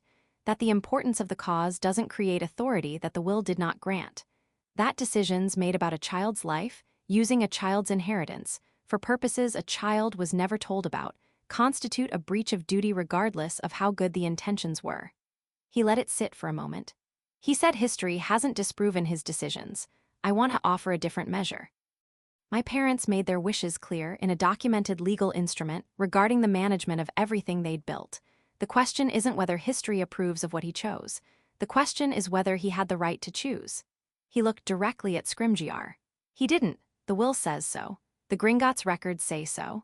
The absence of my knowledge, my consent, my participation in decisions about my own estate for 11 years says so. He picked up the file from the witness table. 68 pages of documented facts say so. He set it back down. I'm asking for what's mine. I'm asking for a finding that says clearly, in the public record, that the authority to make these decisions belonged to me, and that what was done without that authority was wrong regardless of why it was done. A pause. Because if the law doesn't say that, if good intentions are sufficient justification for taking a child's inheritance and making his choices for him, then the law isn't protecting anyone. It's just protecting people who are confident they know best. He sat down. The chamber held that silence for a beat that was longer than procedural pauses usually were. Harry looked at his hands on the table. He could feel the gallery watching him. He could feel the Wisengamot panel members adjusting in their seats, the specific physical restlessness of people confronted with an argument they can't immediately find a counter to. He looked up once at Sirius, beside him. Sirius's jaw was very tight, but his eyes were. There was something in them that Harry didn't look at for long because it was too much to process right now. Hermione had her hands flat on the table, perfectly still, and her eyes were very bright. Dumbledore was looking at Harry across the chamber. And now there was something in his expression that hadn't been there before. It wasn't defeat, it wasn't anger. It was something quieter and, Harry thought, something finally honest, the expression of a man who has just heard something that has reached through his certainty and touched something underneath it. It lasted only a moment. Then Scrimgeour called for the panel deliberation, the gallery was asked to observe silence, and the 7 active members of the panel who would determine the finding began their private consultation. The deliberation took 50 minutes. Harry sat at the table and drank water that Hermione conjured from somewhere and watched the clock hand move and didn't talk. Because there was nothing useful to say while the panel was discussing and everything had already been said. Ron had been in the gallery, he knew. He'd seen him up there next to Neville and Augusta Longbottom, and Harry had briefly caught his eye during the break before deliberations, and Ron had given him the specific look that meant you were exactly right without any qualification in it. Arthur Weasley had not looked at Harry once during the proceedings. He'd been very still in his gallery seat, and Harry had noticed it and had thought about Ron's comment weeks ago, the promotion, the unexpected advancement, the Order's network of favors. He'd filed it without judgment. There would be time to understand what Arthur knew and when he'd known it. Today was not that time. Sirius leaned over once during the deliberation and said, very quietly, I couldn't have done what you just did. You did your part, Harry said. No, I mean, I would have wanted to tear the room apart. You were, he shook his head. Steady, just completely steady. I had to be, Harry said. That was the only way it worked. I know, Sirius said. I know, I'm telling you. The panel returned. Scrimgeour read the findings. The Wisengamot found, by a vote of 9-3 with 2 abstentions, that the estate management conducted by Albus Dumbledore over the Potter family estate from November 1981 to the present constituted unauthorized management in breach of the documented wishes of the estate holders, as expressed in the certified will of James and Lily Potter. The Wisengamot found, by a vote of 8-4 with 2 abstentions, that the use of estate funds for purposes outside the documented scope of estate management, without the knowledge or consent of the beneficiary, constituted breach of guardianship duty. The Wisengamot found, by a vote of 10-2 with 2 abstentions, that all rental agreements entered into after Harry James Potter's 15th birthday were voidable, and ordered their immediate formal dissolution. with the affected properties to revert to direct ownership of the estate holder. The Wisengamot referred the Avery tenancy and the Wales property matter to the Department of Magical Law Enforcement for formal criminal investigation, with a recommendation for priority status. The Wisengamot ordered full financial restitution as calculated by Gringotts under the claim, payable within 60 days from the estate management account, and if that account proved insufficient, from a formal assessment against the respondent's personal assets. The finding was entered into the permanent public record. Scrimgeour closed the session. The chamber didn't erupt, it was too formal a space for eruption, too deliberately solemn, but it moved. The gallery was audible in the controlled way of people who have been holding themselves very still for a long time and are now not. Members of the panel were speaking to each other, to their assistants. Sharpfang was already leaning over to Steelclasp with what looked like a rapid and satisfied exchange. Harry sat at the table for a moment. He exhaled slowly through his nose. Hermione put her hand over his on the table and squeezed once, then took it back, which was exactly the right amount. Then he stood up. Across the chamber, Dumbledore was standing too, speaking quietly to his legal representative. The representative was making some note. Dumbledore looked up once, not specifically at Harry, but at the room generally, the particular survey of a man taking stock of a changed landscape. Then he looked at Harry. It was a direct look, fully intentional. No warmth, no cold either, nothing performed. Just the genuine version of Albus Dumbledore, under the occasion of something that had finally gotten through the layers. He said nothing. He was too far away to say anything quietly enough to not be part of the public record, and he appeared to understand that. Harry held the look for a moment. Then he nodded once, not forgiveness, not acceptance, but acknowledgement. You exist. I see you. This happened. All of it true. Dumbledore held it. Something moved in his expression. He inclined his head slightly in return. Then they both looked away. Outside the chamber, the corridor was full of the organized chaos of post-session dispersal. Sharpfang reached Harry first. The finding is exactly what we sought, he said. Steelclasp is already filing the property transfer documentation. You should have formal confirmation of all 23 properties within the week. He paused. Mr. Potter, I want to say something that is perhaps outside my usual professional register. Please, Harry said. This was the precedent we needed, Sharpfang said. 2 centuries of Goblin legal effort toward this specific kind of finding. You gave us the case that made it possible. He looked at Harry with his bronze-colored eyes, level and direct. We will not forget that. Harry extended his hand. Sharpfang took it. Neither will I, Harry said. Sirius appeared, slightly breathless, and pulled Harry into a sideways half-embrace that Harry returned properly, both arms firm, the real thing. Free, Harry said into Sirius's shoulder. It's done. It's done, Sirius said. They stood like that for a moment, in the ministry corridor, with the post-session crowd moving around them, and neither of them said anything else because nothing else was needed. Lupin appeared, put one hand briefly on each of their shoulders, and said, Pub, in the tone of someone who has decided that the correct response to an extraordinary morning is an extremely ordinary afternoon. Tonks said from his left, I already know which one. Does it have butterbeer? Ron said, materializing from the direction of the gallery stairs. It has everything, Tonks said. Let's go, Hermione said. They went. 2 things happened in the following days that Harry didn't fully process until later, when the immediate intensity had settled into something more livable. The first was a letter from Dumbledore, delivered to Hogwarts by a school owl on Saturday morning. It was short, 1 page, and it was the most unguarded thing Harry had ever seen him write. It said, Harry, I have been thinking since Friday about the sentence you used in your testimony, that good intentions do not confer authority. I have been thinking about it in relation not only to the estate, but to everything else I have done with your life since 1981. I do not know how to apologize for decisions made out of conviction, because I cannot say I made them wrongly given what I knew and believed at the time. But I can say I should have asked. About all of it, I should have asked you. I did not, and I cannot reclaim the years in which I did not. I understand that. What I want you to know is that the boy I watched grow up, the young man I saw in that chamber on Friday, he is not something I built or managed or protected into being. He is entirely himself. I want you to know that I see that. A.D. Harry read it twice. Then he put it in the drawer of his bedside table, next to his father's letter. 2 different men telling him the same thing from opposite positions.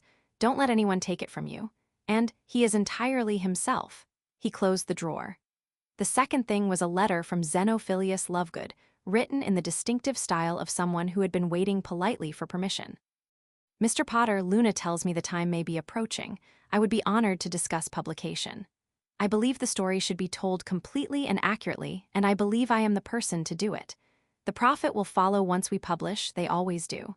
Please advise at your earliest convenience. We will get it right. Harry wrote back the same day, Mr. Lovegood, the time is now. Let's talk this week. The story ran in the Quibbler the following Thursday. It was 12 pages, the most comprehensive piece Xenophilius had published in his career, structured with a clarity that Harry recognized as Luna's influence on the framing even if her father had written it. It carried the full financial figures, the will documentation, the Wisengamot finding summary, the Avery matter described exactly as it had been described in proceedings. It was factual, complete, and entirely, irrefutably accurate. The Daily Prophet ran their version on Friday. By Saturday, every major wizarding publication in Britain and 3 on the continent had picked it up. The story was out. It couldn't be revised, minimized, or privately managed. It was in the public record and in the press and in the specific irrecoverable way that things become when they are documented and true and seen.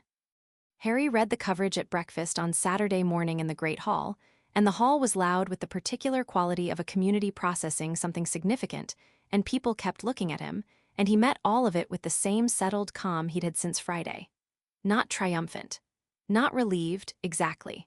Something more like arrived. Like reaching a point on a map you've been moving toward for a long time and finding it exactly where it was supposed to be. Neville sat down across from him and said, "My Gran sent an owl this morning. She said, well, she said a lot of things, but the short version is that she's pleased, and she thinks your mother would be pleased, and she wants to know if you play chess because Augusta Longbottom apparently has views about people worth knowing, and chess is her method." "I'll play her," Harry said. "She'll win," Neville said. "Probably," Harry said. "I'll learn something." Ron arrived with 3 plates of food and the expression of someone who had read the Prophet headline 3 times and was still enjoying it. "Famous again," he said, dropping into the seat beside Harry. "Still," Harry said. "This is better, though," Ron said. "This time it's for something you actually did." Harry looked at him. "Yeah," he said, "it is." Hermione sat down, opened her bag, and pulled out a new notebook, fresh, uncreased, entirely blank. "What's that for?" Harry asked. She looked at him with that particular expression, the one that meant she was 3 steps ahead and waiting to see if he was going to catch up. "You have 23 properties," she said. "They need managing, properly, by someone who actually asks the owner before making decisions." She put the notebook on the table. "I've been doing some reading on wizarding estate management law." Harry looked at the notebook. Then he looked at her. "Of course you have," he said. She smiled. "Where do you want to start?" Harry looked around the great hall, the portraits, the windows, the moving ceiling, the place that had been his home for 6 years. He thought about the house in Godric's Hollow, the lights he'd left on, the portraits waking up, Miriam Potter saying come back soon. He thought about what came next. He already knew. "Potter Manor," he said. "We start at the beginning." Chapter 6. What comes after the first snow came to Godric's Hollow on a Sunday. Not heavy, the thin, exploratory kind that arrives in early December and seems to be testing whether winter is welcome before committing to anything substantial. It settled on the stone walls and the lane and the walled garden of Potter Manor with a quiet that felt deliberate, the way places that have been waiting a long time sometimes accept arrival. Harry stood at the upstairs window of his father's old bedroom and watched it come down. He'd moved in 3 days ago. Not formally, not with furniture vans and coordinated logistics, because that wasn't how it happened. It happened the way real things tend to happen, which was gradually and then suddenly. The Wisengamot finding, the property transfer documents arriving from Sharpfang, the keys that Gringotts forwarded in a sealed case with a brief formal letter, and then, underneath the formal letter, a handwritten note from Sharpfang himself that said simply, "It is yours. Use it well." And then Harry had stood in the Hogwarts dormitory on a Thursday evening looking at his trunk, at the school robes on the chair, at the small accumulated evidence of 6 years of living in someone else's place, and thought, I have a home. He'd spoken to McGonagall on Friday morning. She'd listened to everything he said with the particular attention she gave to things she'd been expecting and had decided how to handle before the conversation began. "You intend to live at the property," she said. "When I'm not at school," Harry said. "During holidays, obviously, and I'd like to be able to travel there on weekends when needed, for the estate management process." Sharpfang says there's a significant amount of work to do with the properties over the next several months. McGonagall had looked at him for a moment. You'll complete your 6th year here. Of course, Harry said. Hogwarts is still home, but I need the other home too. She had been quiet for a moment, and then something in her expression had adjusted, not softened exactly, because McGonagall didn't soften, but warmed in the specific way of someone who has been careful with an emotion and has decided to allow it briefly. Your parents were extraordinary people, she said. Both of them, in different ways. She picked up her quill. I'll arrange appropriate authorization with the headmaster for regular weekend travel. And Harry, I want you to know that I have been aware for some time that certain things were not as they should have been. I did not know the full scope. I should have looked harder. It's done now, Harry said. Yes, she said, it is. She wrote something on the parchment in front of her. Go on then, I have a class in 10 minutes. He'd gone. Sirius had arrived at Potter Manor the same day Harry did, which was not a coincidence because Harry had told him to. They'd spent the first evening doing very little, walking through the house room by room the way they had that first visit, but slower this time, without the urgency of a scheduled departure. They ate dinner in the kitchen and Sirius actually cooked this time, with a recipe he claimed had been Euphemia's, and it was good, genuinely good, and they sat at the kitchen table and talked until late. Lupin had come the day after. He stood in the entrance hall and looked at the portraits for a long time without saying anything, which Miriam Potter interpreted as appropriate reverence and Harry interpreted as Lupin processing several decades of grief and displacement simultaneously. He was staying in one of the guest rooms for the time being, and the guest room suited him the way the house seemed to suit all of them, like it had been waiting for specific people and recognized them when they arrived. Now it was Sunday, and the snow was coming down, and Harry stood at the window and thought about what came next with the particular quality of thinking about something you've already mostly decided. The estate management question was, as Hermione had predicted, significant. She arrived at Potter Manor on Saturday morning with Ron and her new notebook, and the expression of someone who had spent the preceding week doing an unreasonable amount of research and was ready to deploy it. 23 properties, she said, sitting at the dining room table, which was large enough to spread things out properly. 14 now formally transferred back to direct ownership, the remaining 9 still in the dissolution process. Of the 14, 3 are currently unoccupied and need assessment for condition and use. 7 have legitimate tenants with now voided agreements who need to be contacted about new arrangements. 4 are the flagged properties, the Edinburgh one, the London flat, the Hogsmeade order facility, and the France property, which needs separate handling. Walk me through each category, Harry said, so she did. For 2 hours, across a table covered in notes and cross-reference documents, Hermione walked Harry through the estate with the same systematic thoroughness she'd brought to the ledger analysis, but with a new texture. This was construction rather than deconstruction, building rather than dismantling, and it suited her differently. She had opinions about the London flat that were unexpectedly strong. She had very specific thoughts about the Hogsmeade property. The Hogsmeade property, she said, is fully furnished, has been maintained as an operational facility, Sharpfang's inspection found it in good condition, and is in the single best location in the village, a 10-minute walk from Hogwarts. She looked at Harry over the notebook. I want to say something about this property, and I want you to think about it properly before responding. Go ahead, Harry said. The DA, she said. We disbanded after last year because we didn't have a space, a permanent organized presence, a home base. Everyone scattered. The work we started together, the training, the community, the idea that students should be prepared for what's actually happening in the world, it matters more now, not less. And you now own a property in Hogsmeade that was already set up as a meeting and training facility. She held his gaze. I'm not saying you should turn your family's property into a school club. I'm saying you have a resource and a need and they match each other. Harry thought about it. He thought about Neville in the room of requirement, learning Expelliarmus until he could cast it in his sleep. He thought about Ginny, who'd been 14 and casting hexes that would have made 6th years flinch. He thought about Luna, calm in any situation, and Seamus with his hands steady on a wand he'd learned to trust, and Dean, and all the others. He thought about the war that was still coming, because Voldemort did not stop because a Wisengamot found against Dumbledore's estate management, and because whatever else Dumbledore had been doing with Harry's resources, the threat was real and it wasn't going away. Yes, Harry said. Let's do that. Ron looked up from the architectural sketch he'd been quietly drawing of the Hogsmeade property layout based on Sharpfang's inspection report. I was hoping you'd say that. Were you already planning the layout? Harry said, I was thinking about it, Ron said, which meant yes. The ground floor is one large room good for group work. Upper floor has 3 smaller rooms, theory, equipment storage, individual practice. There's a warded garden at the back that could work for larger spells. When did you see the inspection report? Hermione said. You left it on the table this morning when you went to get more tea, Ron said. I looked at it. Hermione made a sound. It's good thinking, Harry said.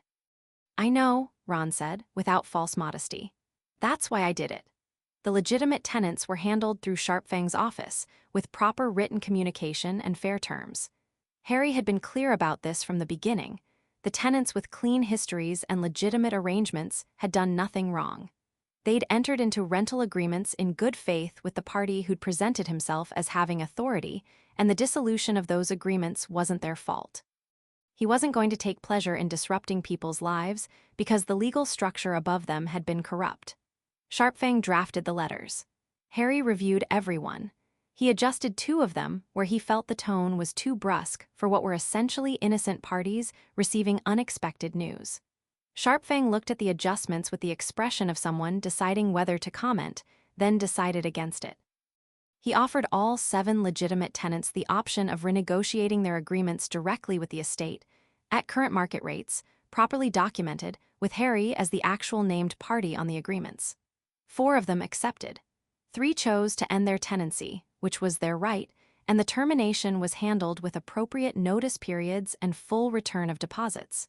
The Edinburgh property, the Selwyn connection, was more complicated.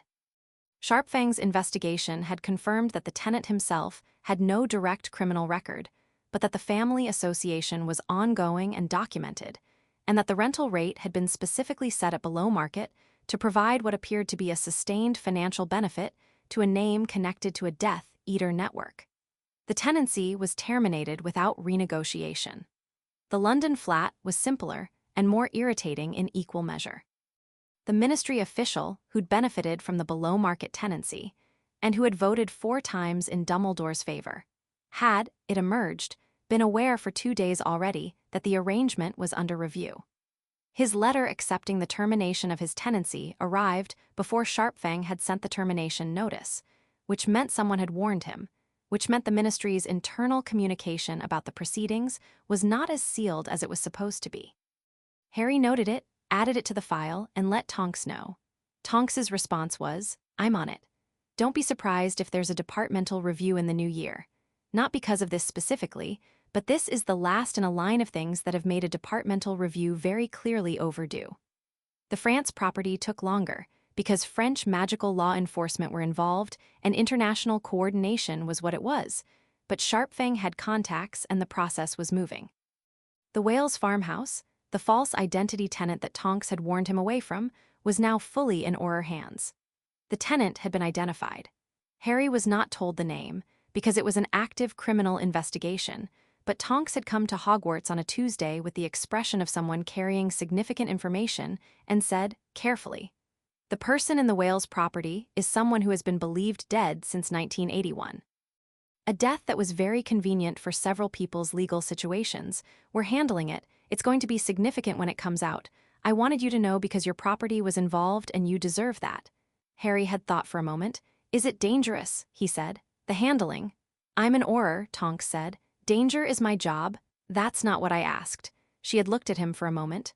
We're being careful, she said. I promise.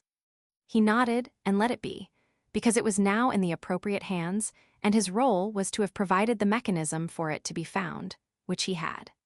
The Avery situation resolved itself in the specific way that situations involving people who have been comfortable in their illegality resolve when they suddenly aren't.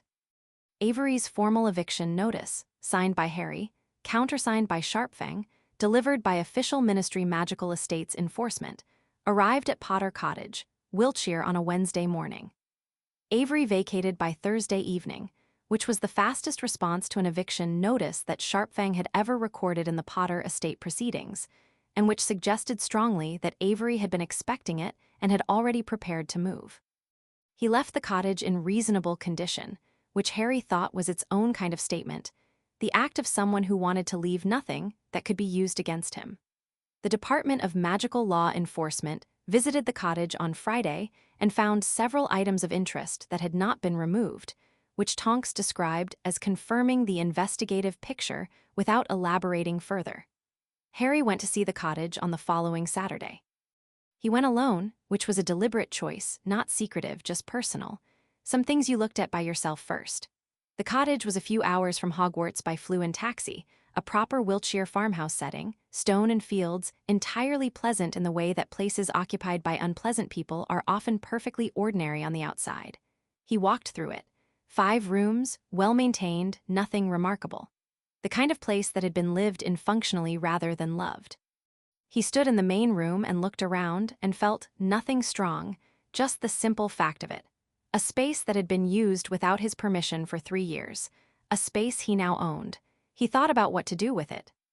He thought about the conversation he'd had with Sirius 2 nights ago, in the kitchen at Potter Manor over tea, when Sirius had mentioned a family in Hogsmeade, a wizarding family with 4 children, oldest just starting Hogwarts, renting a flat that was technically too small, making it work because there wasn't anything better available at a reasonable rate. "How do you know this family?" Harry had asked. "I've been talking to people," Sirius said, with the slight self-consciousness of someone reporting on a project they hadn't announced. "Since the exoneration, reconnecting. And there are a lot of wizarding families who are struggling with housing right now. The war damage from the first time was never fully repaired, and the estate concentration in a few old families means the rental market is." He stopped. "I'm not trying to tell you what to do with your properties."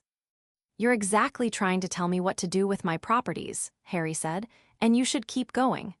Sirius had looked at him for a moment, then he'd kept going. The housing situation in the wizarding community was real and ongoing. The lack of affordable rental stock, the particular difficulty for families with children, the way the rental market had been shaped by decades of estate concentration that put most of the available property in the hands of people who managed it purely for income rather than use. Harry had listened to all of it. Now he stood in the Wiltshire cottage and thought about what it was for. He took out his notebook. He'd started carrying one, which Hermione had noticed with quiet satisfaction, and wrote, "Wiltshire cottage, 3 bedrooms, good condition. Market rate unclear, check with Sharpfang. Prospective use, residential rental, proper documentation, fair rate, family priority." He wrote that last part deliberately. Family priority. His estate was going to be managed. Properly. Transparently. With him making every decision with full information and explicit consent. And some of those decisions were going to be about what the property was actually for, beyond generating income. He folded the notebook, put it in his pocket, and went back home. The Quibbler Stories aftershock was still moving through the wizarding world in concentric rings, and the rings were interesting to watch.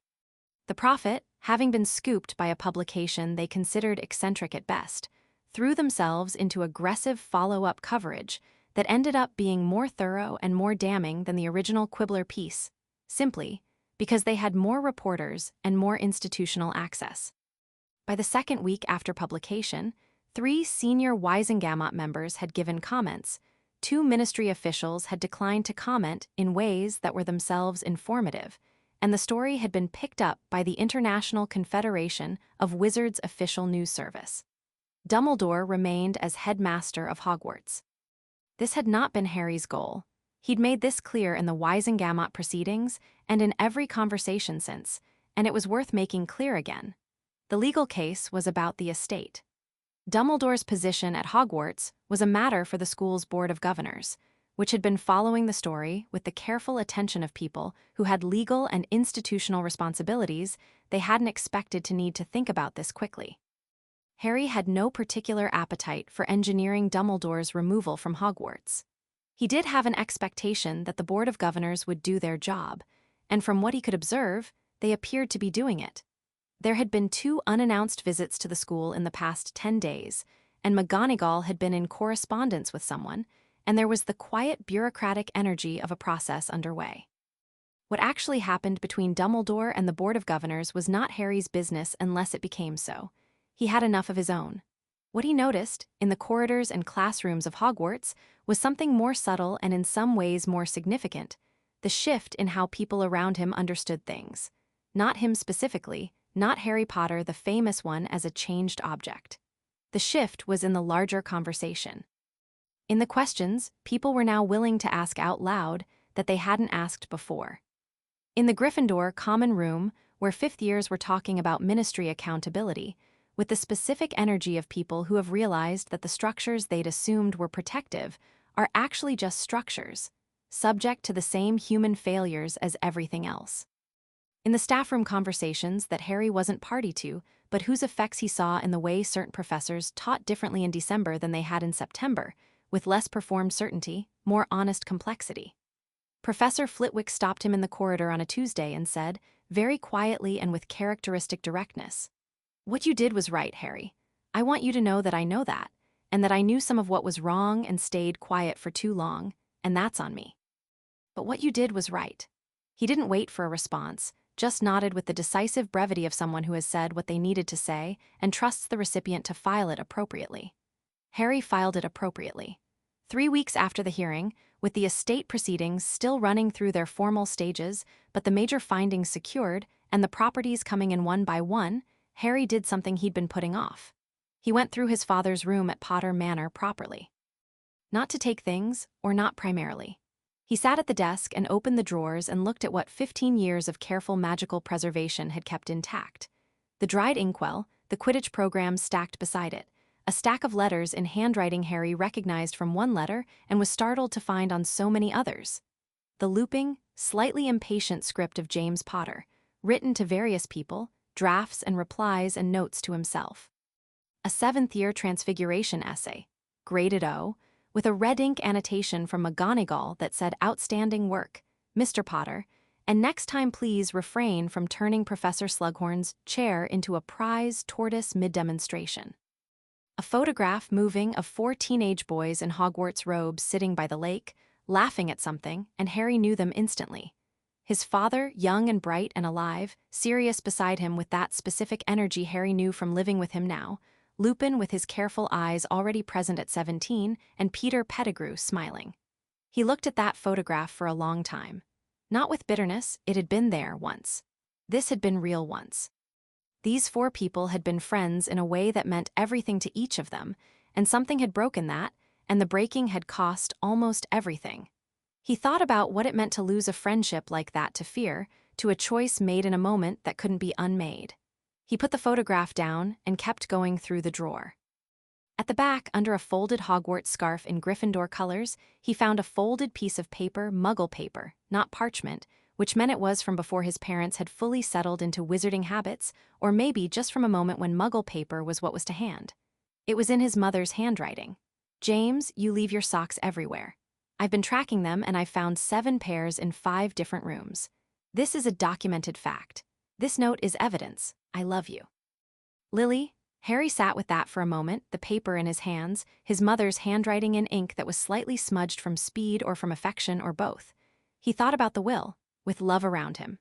He thought about the letter his father had written, 7 months old, and you look at things like you're deciding what to do about them. He thought about Sirius at 15, coming to this house when his own was unbearable, sitting at this kitchen table, sleeping in one of these rooms. He thought about his mother leaving a note about socks and meaning something enormous by it. He folded the note very carefully and put it with the letter in his bedside table drawer, next to his father's letter and Dumbledore's letter, the small accumulating archive of things that were too important to keep anywhere else. Then he went downstairs, where Sirius was in the sitting room reading the Quibbler, and Lupin was at the writing desk working on something, and the fire was going, and the house was awake and warm and occupied, and he sat down in the armchair by the window with the Transfiguration text he was supposed to be working through for the end of term.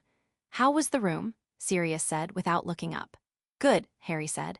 "I found a picture of you lot at school." Sirius turned a page. "Which one?" "By the lake." Laughing at something? A pause. The one where James had just, he stopped. "It was a good afternoon," he said instead.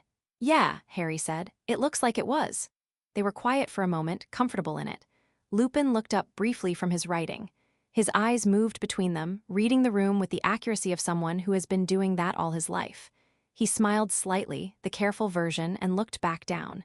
Harry opened his Transfiguration text. "The week before Christmas, Hermione finished the estate management framework.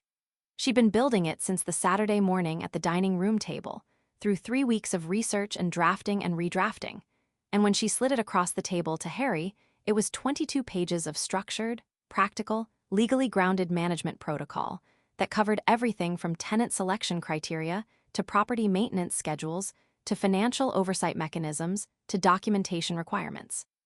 It was, he thought, the document that should have existed from the beginning. He read it in one sitting, which took an hour. "This is extraordinary," he said.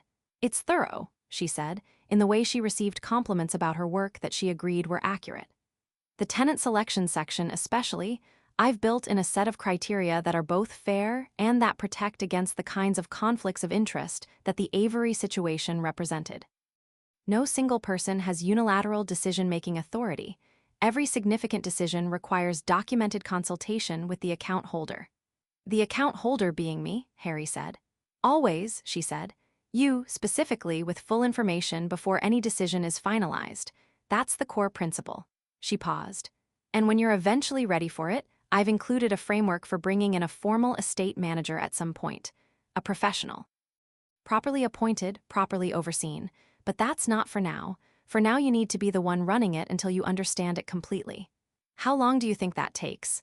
Learning to manage a 23-property estate to a competent standard? A year, genuinely well, 2. She looked at him. "But you're already thinking about it the right way, which means you'll move faster than the average." "I have a good teacher," Harry said. "You have several," she said, which was true. Sharpfang, Miriam Potter's portrait, Sirius's accumulated knowledge of the estate's history, and Hermione, who had become the most rigorous property law scholar in Hogwarts' 6th year through what appeared to be pure applied determination.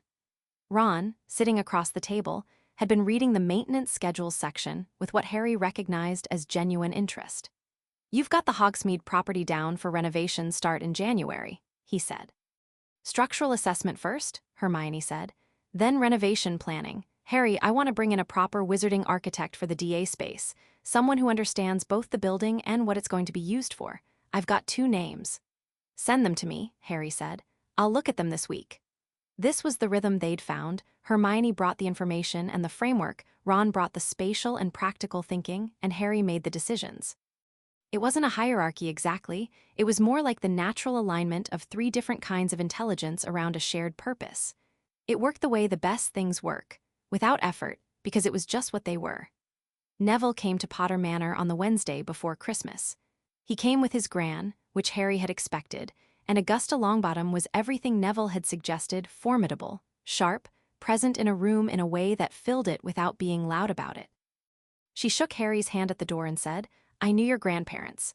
Fleamont Potter was one of the most decent men I ever encountered in business, and Euphemia was the kind of woman who got things done while everyone else was still deciding whether things needed doing." She looked at him. "I see the line." "Thank you," Harry said. "Come in." She walked through the entrance hall and stopped at Miriam Potter's portrait with the recognition of someone encountering a long-known face. "Miriam," she said. "Augusta," Miriam said. "Good, someone sensible." "I've been waiting for this house to open again," Augusta said. "So have I," Miriam said. "Nearly 60 years. Come back tomorrow and I'll tell you what I know about the southern properties. There are details the Gringotts records don't have." Augusta looked at Harry. "May I?" "Please," Harry said. "That's exactly the kind of conversation I want this house to be having." Neville, who had been watching all of this with quiet satisfaction, caught Harry's eye and gave him the same brief gesture he'd given in the Great Hall, the one that meant obviously already done. "This," he meant. "This was always going to happen. I just didn't know it would be this house." They played chess after dinner. Augusta won comprehensively, which she did without gloating because she had no need to gloat. Neville came second, which surprised everyone except Neville. Harry came third and learned more about chess in 2 hours than he had in 6 years of watching Ron play. "You play with your instincts," Augusta told him, not unkindly, when it was over. "That's not wrong for most things. For chess, eventually you need to learn to play against your own instincts. The board doesn't care what you feel about the move." "Is that relevant to things beyond chess?" Harry said. "Everything I know I learned at a chessboard," she said. "Whether that's relevant to anything beyond chess is your conclusion to draw." Neville, clearing the pieces, said, "She says that to everyone, but she means it." "I mean it," Augusta confirmed, and went a look at the bookshelves. The Hogsmeade Properties renovation assessment happened on a Friday in mid-December, with the architect Hermione had recommended, a witch named Prunella Ashworth who specialized in wizarding structural work and who arrived with a diagnostic kit and an opinion about everything, all of which turned out to be correct. The structural bones were excellent. The ground floor large room was, with minor modification, exactly what they needed for group work. The upper floor configuration was slightly different from what Ron had sketched, 2 rooms rather than 3, but both larger, and the warded garden was better than the inspection report suggested, with existing shield enchantments that Prunella assessed as significantly more sophisticated than standard. Whoever set up this facility, she said, examining the garden wards, knew what they were doing. These are defensive enchantments built for serious use. Expensive work. The previous manager had it built out as an operational facility, Harry said. For what? Resistance work, Harry said, during the First War and after. Prunella looked at the wards with a different expression, reassessing. Well, she said, then they're already built for what you want them for, more or less. Some updating, some modification for training purposes specifically, but the foundation is there. She looked at Harry. What are you going to call it? Harry hadn't thought about naming it. He considered it for a moment. We'll figure that out, he said, when the people who'll use it decide what it is. Fair enough, Prunella said, and went back to her diagnostic kit. Ginny, who had come along for no stated reason and several obvious ones, was examining the garden wards with the focused assessment of someone evaluating their practical application. These are holding well, she said. We could run full shield charm practice out here without anyone outside the property knowing. That's the idea, Harry said. She looked at him. When are you planning to open it? February, he said. After the renovation, assuming everyone who was involved last year wants to be involved again. They will, she said with complete certainty. Some of them have been waiting. She paused. Neville's been doing practice drills in the room of requirement by himself since September. Harry hadn't known that. He would have guessed it, but hadn't known. I know, Ginny said, reading his expression. He didn't tell anyone because he didn't want to make it a thing. He kept going. Harry looked at the garden, at the good old wards, at the space that had been built for something and had been sitting waiting for it to come back. February, he said again. Christmas at Potter Manor was the first Christmas. That was how Harry thought about it, not the first ever, but the first one that was his in the fundamental sense. The first one in a home that belonged to him, with people he'd chosen and who had chosen him back, in a place that his family had built and that was now his to continue. He'd invited Sirius and Lupin, obviously. He'd invited Ron and Hermione, and they'd come on Christmas Eve with their families. Molly Weasley had arrived at the door of Potter Manor with 3 covered dishes, and the expression of someone who had come to terms with not being in charge of a kitchen and was doing admirably at the transition. And Arthur Weasley had shaken Harry's hand at the door with the look of someone who had things he wanted to say and wasn't yet sure how, and Harry had shaken his hand back and let it be, because there would be time. Hermione's parents had come for Christmas Day lunch, which was the first time dentists had visited Potter Manor, and Jean Granger had stood in the entrance hall and looked at the portraits and said, "Oh, this is extraordinary." And Miriam Potter had immediately introduced herself from her frame and struck up a conversation about property law that lasted 40 minutes, and Hermione's father had found the library and hadn't been seen for 2 hours. Neville came with Augusta. Luna came alone, arrived by what appeared to be a personal navigational system involving starlight and in very specific knowledge of wizarding transport networks, and presented Harry with a painted stone she said was for good luck in the new year, which she had painted herself, and which depicted what might have been a niffler or might have been an abstract representation of property rights. Harry placed it on the mantelpiece in the sitting room, where it stayed.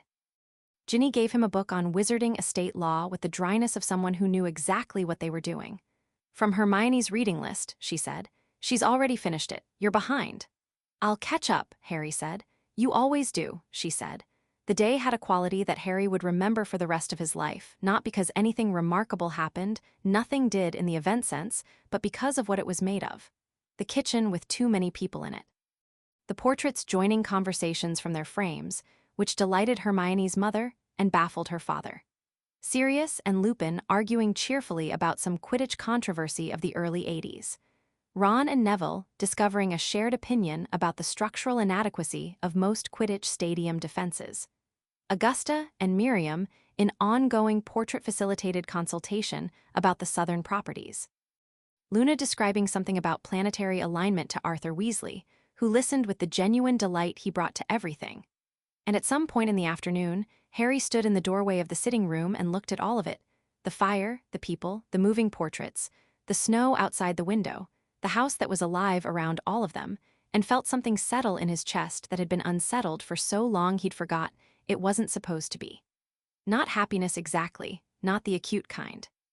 Something more permanent, something like rightness, like standing in the exact place you were supposed to be, doing exactly what you were supposed to be doing with exactly the right people. He'd been here before, sort of.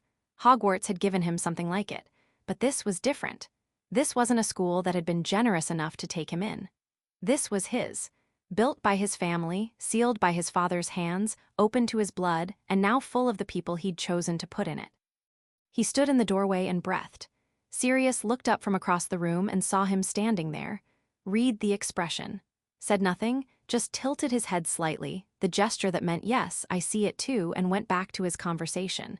Harry went back into the room. The new year arrived, and with it the things that were still unresolved. Voldemort was still out there. That hadn't changed. The hearing hadn't changed the war, hadn't dismantled the Death Eater network, hadn't prevented whatever was coming. Harry knew that, had always known it, had never lost sight of it even through the months of proceedings and property work and the particular consuming focus of building something. What had changed was that he was building from a foundation now, not relying on someone else's judgment about what he needed and when and how much to know. Not waiting for information to be provided in appropriately managed doses, not operating from a cupboard metaphorically or literally. He had a house. He had legal standing. He had resources and he understood those resources and they were documented and transparent and his. He had Sirius free. He had Lupin, who had stopped being careful with his opinions and started offering them directly. He had Tonks and Sharpfang and Augusta Longbottom and Miriam Potter in her frame. He had Hermione's notebook and Ron's spatial thinking and Neville's drilled precision and Ginny's complete certainty. He had Luna, who brought things nobody else brought. He had, in short, everything his parents had wanted him to have when they wrote with love around him. On the 1st of January, Harry sat at his father's desk, his desk now, and wrote 3 letters. The first was to Sharpfang, confirming the estate management framework Hermione had drafted and requesting formal acknowledgement that the framework met Gringotts standards for documented estate management. It did, Sharpfang confirmed within the day. The second was to Amelia Bones, thanking her for the serious proceedings and noting, in the careful diplomatic register that official correspondence required, that the Avery and Wales investigations should be considered high priority given their connection to ongoing Death Eater network activity. He included Tonks's full investigation report as an attachment.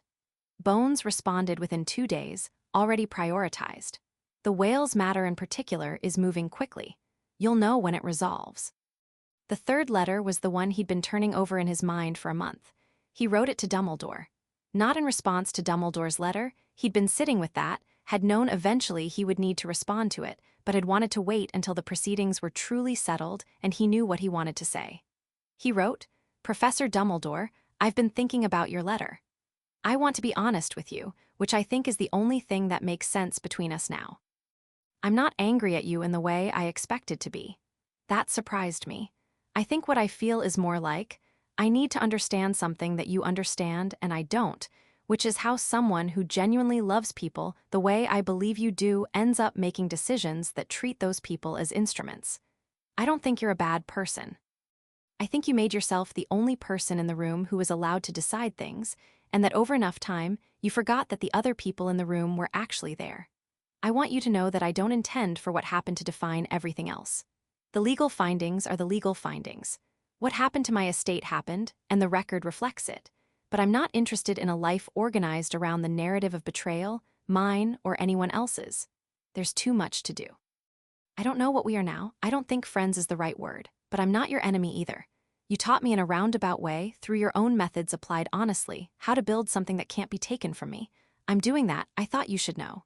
Harry, he read it once, decided it said what he meant, and sent it. Dumbledore's reply came 3 days later. 4 lines.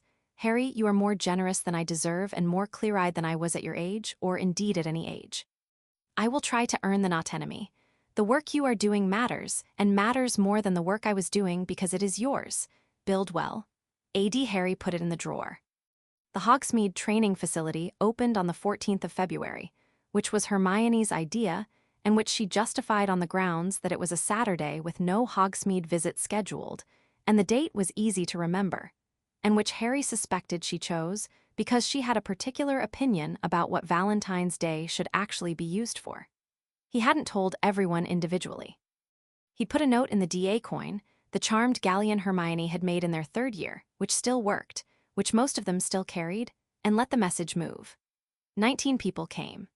They came through the door of the Hogsmeade building, newly renovated, smelling of fresh plaster and the specific magical ceiling compounds Prunella had used, the large ground floor room bright and open, the garden beyond the back door clear in the February cold, and stood around looking at what it was.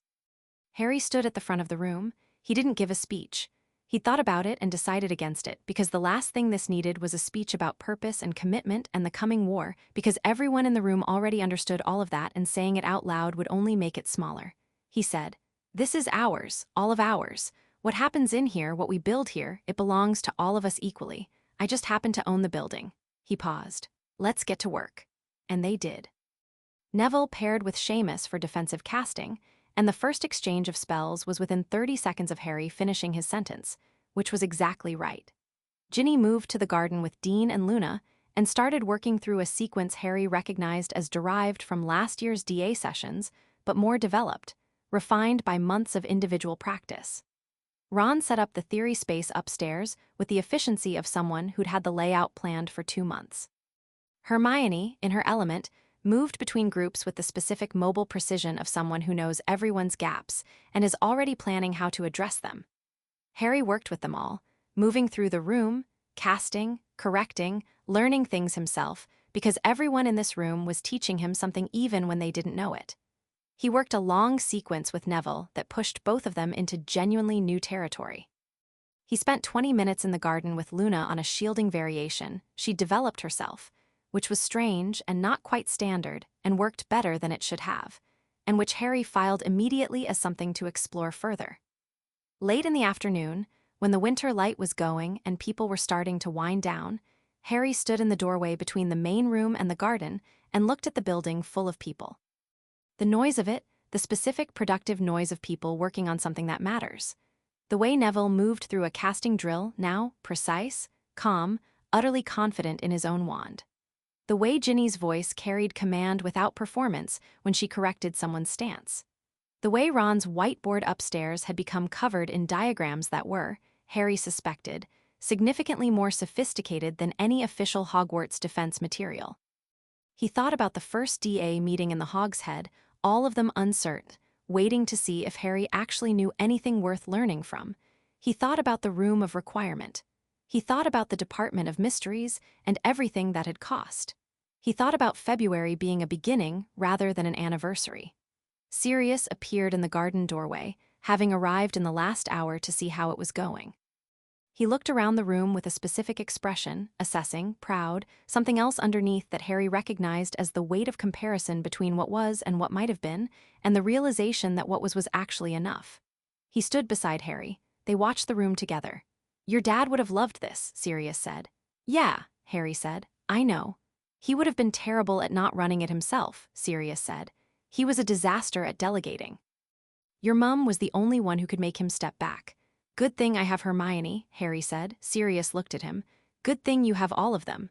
"Yes," Harry said. "That's the thing, isn't it? That's the whole thing." Sirius was quiet for a moment. "What happens next?" he said. "The war, Voldemort, all of it." "I don't know exactly," Harry said, "but I know it's coming and I know what I'm standing on when it does." Claude Sonnet 4.6